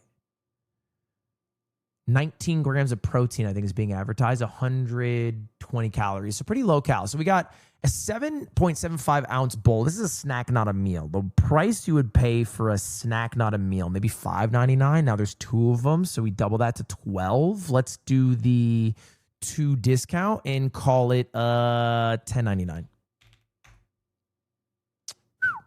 $8.99. It's just a fucking steal, bro. $7.99. And I cannot believe the value of this. I am flabbergasted. It's on sale. $6.49. $7.49. That's a good deal. It's too, you know what though? It's actually not a good deal for the cows. It looks like a good deal, but for 120 calories, $3.50, like brother, a protein bar gives you double the calories for less money. We don't live for the calories. You should, piggy. It's calories in, calories out. That's all we care about. We're looking for the most calorically dense food.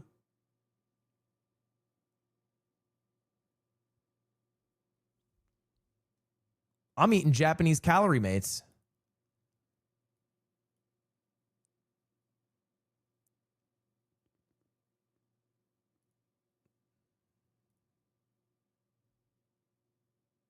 Thank you, the gifted member, Salem Pinkhead.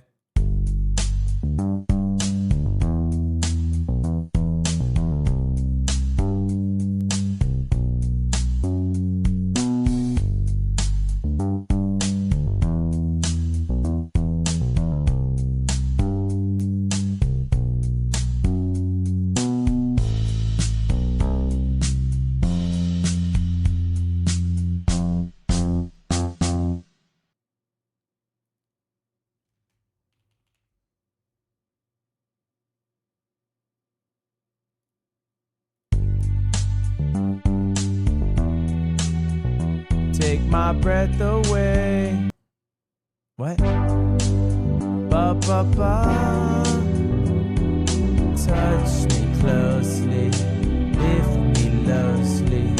Ba ba ba ba ba. What is that song? Turn me down, turn me down, down, down.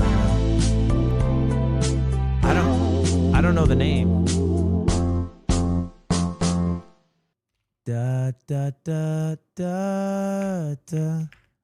Love me, kiss me, my heart. Yeah, like, I don't know.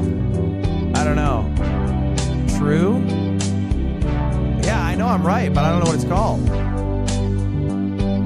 Love me closer. Ba ba ba ba. I'm right, aren't I? Da, da, da, da, da.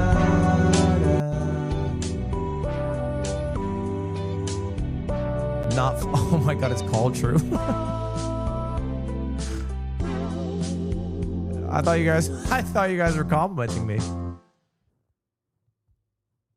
I saw like 20 people say true lol W, and I was like, I am right.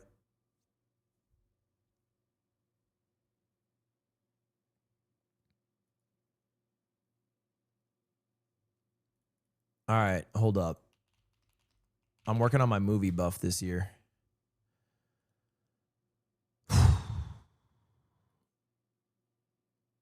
I got to work on my game buff first. Guess the game. I don't know, brother. It's a floor. Resident Evil.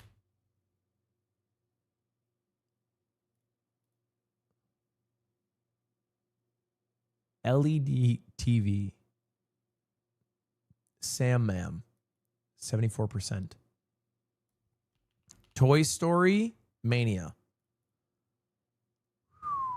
A hook shot. Alan Wake. Oh, Survivor Horror. Survivor Horror with a hook shot. Resident Evil again. So let's just skip this one. Guess the movie.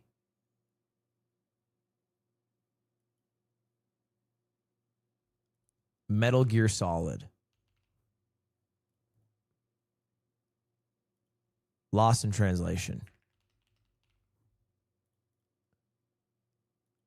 Space Jam. Easy.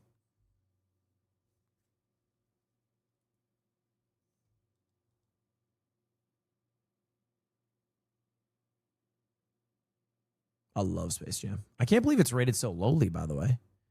New daily game. It's called Enclose.horse. Enclose the horse in the biggest possible pen.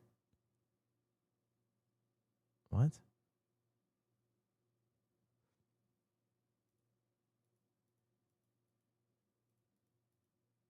I mean, oh, wait, I'm out of walls. What?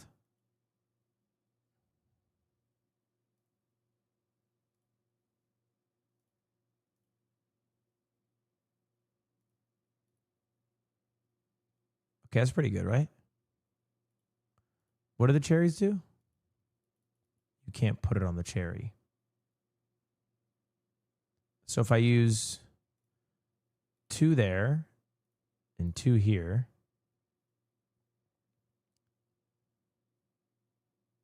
now I have 6 more walls. Well, if I include the cherries in the walls, it's +3. Interesting. So what if I put 1 here?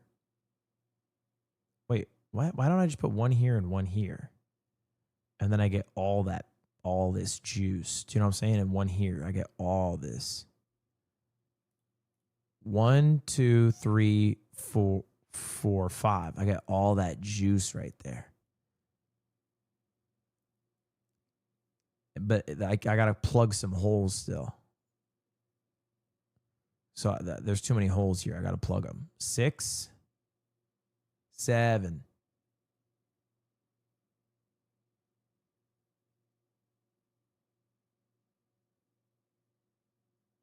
8, 9. So now his only way out is here. 10. GG. What did I do wrong? He can escape like 1,000 ways. Like, I don't know how I've missed like so much. I think I've missed like so much. It's like ridiculous. Okay.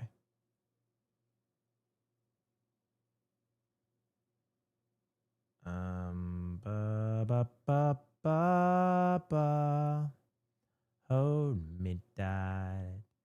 Did me tight. What if I do this?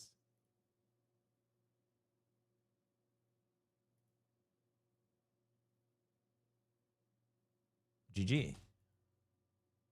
Fuck.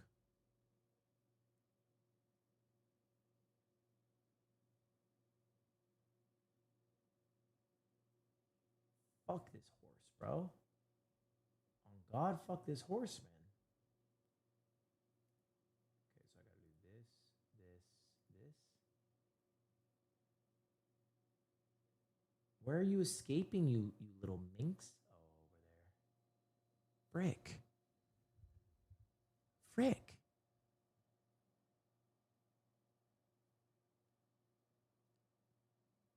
How have I been duped into playing this game?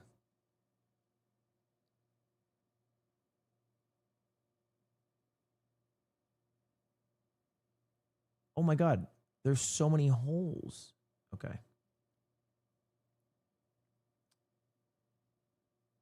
Frick.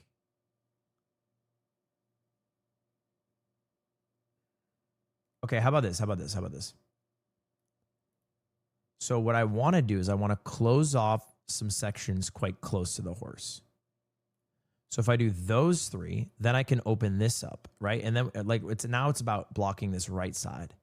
So like we only have 10. So it's like let's give them some area to roam, but let's like cut off so we're not too stressed out over there. So we cut off this, can't get there. So now we have enough, but now he can escape to the right. Okay, that's fine. So we have 3 walls to block that. So wall 1. Oh, he can escape to the right, like all the way. So I got to go wall 1. Now he can't escape. Well, I could submit that, but now I'm wasting 2 walls, right? Okay. Hold up. So he has no way to escape at this point, right? I think he has no way to escape.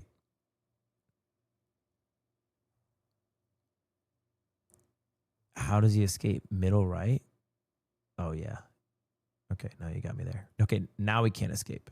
But now I have an extra wall. So, I mean, that's kind of a throw. That's kind of a throw. I feel like I need to do this. And then I can save a wall here. And I can do this, right? Where can he escape? That's the same thing, but I just made less space to do it. Okay. Frick.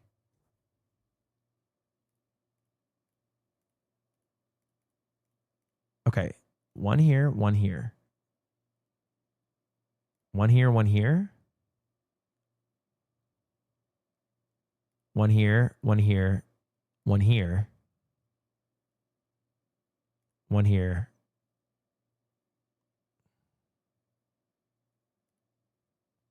One here, 1 here.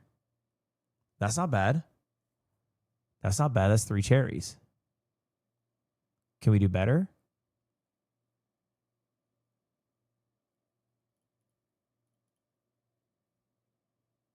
I feel like we could do better. That's only 2 cherries. Fuck.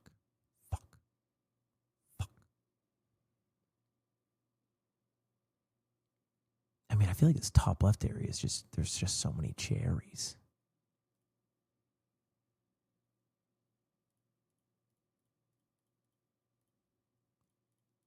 I like that. I like that. Okay, boom. No, then I gotta go. Well, I need to go here. Because this is an island. But an island...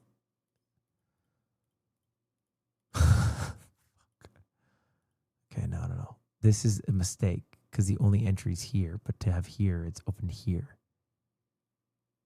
So I got to go here and here. Those are 2 freebies because it's 2 holes for 2 cherries. No, but that one's not 2 holes.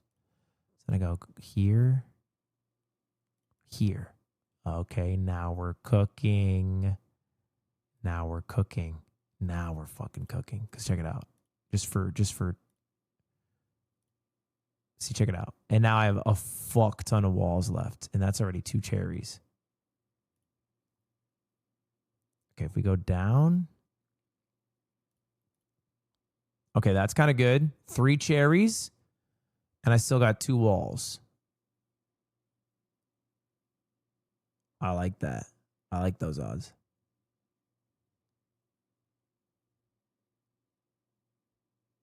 I can squeeze a 4th cherry in this bitch. I know it. I know it. I think it's here.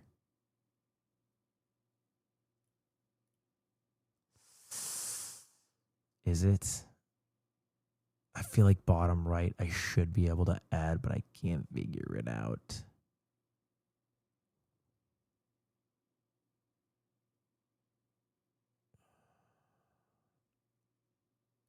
I'm out of freaking walls.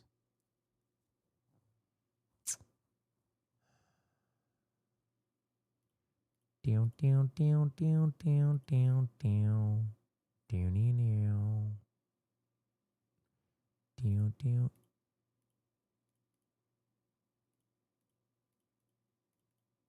I mean, that's the best I got.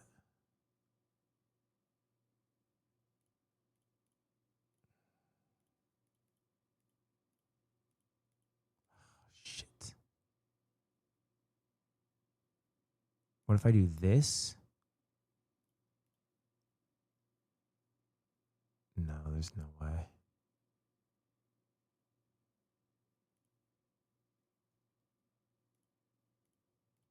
Okay.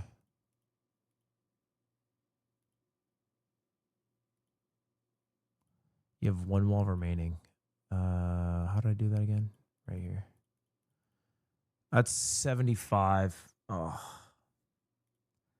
Submit. I give up. I got a silver medal.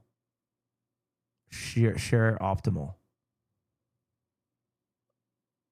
Fuck this game, bro. Fuck this game, bro. Fuck that shit. I wish I didn't stay up for that shit. Fuck me. Now I just feel like an idiot. What did that succeed at? All right, chat. I'm going to bed, y'all. I appreciate you watching the stream today. I hope you all had a fun time. Thank you very much for hanging out with me. I hope you guys have a good rest of your day today. I probably won't be live tomorrow, but I have really good news.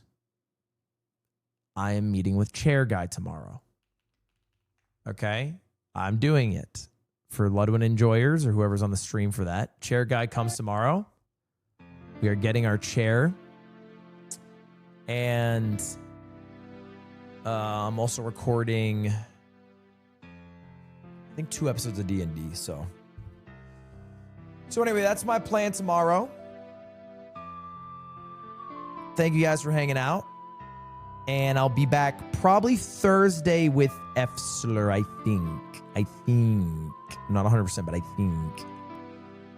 Good night, guys. Good night, everybody. I hope you all have a wonderful rest of your night. And that's it, man. That's it. Goodbye now. See you later, guys. Bye, everybody. Have a good night, everybody. Thanks for hanging out, everyone. Goodbye. Peace out. Peace out. Bye-bye. See you later.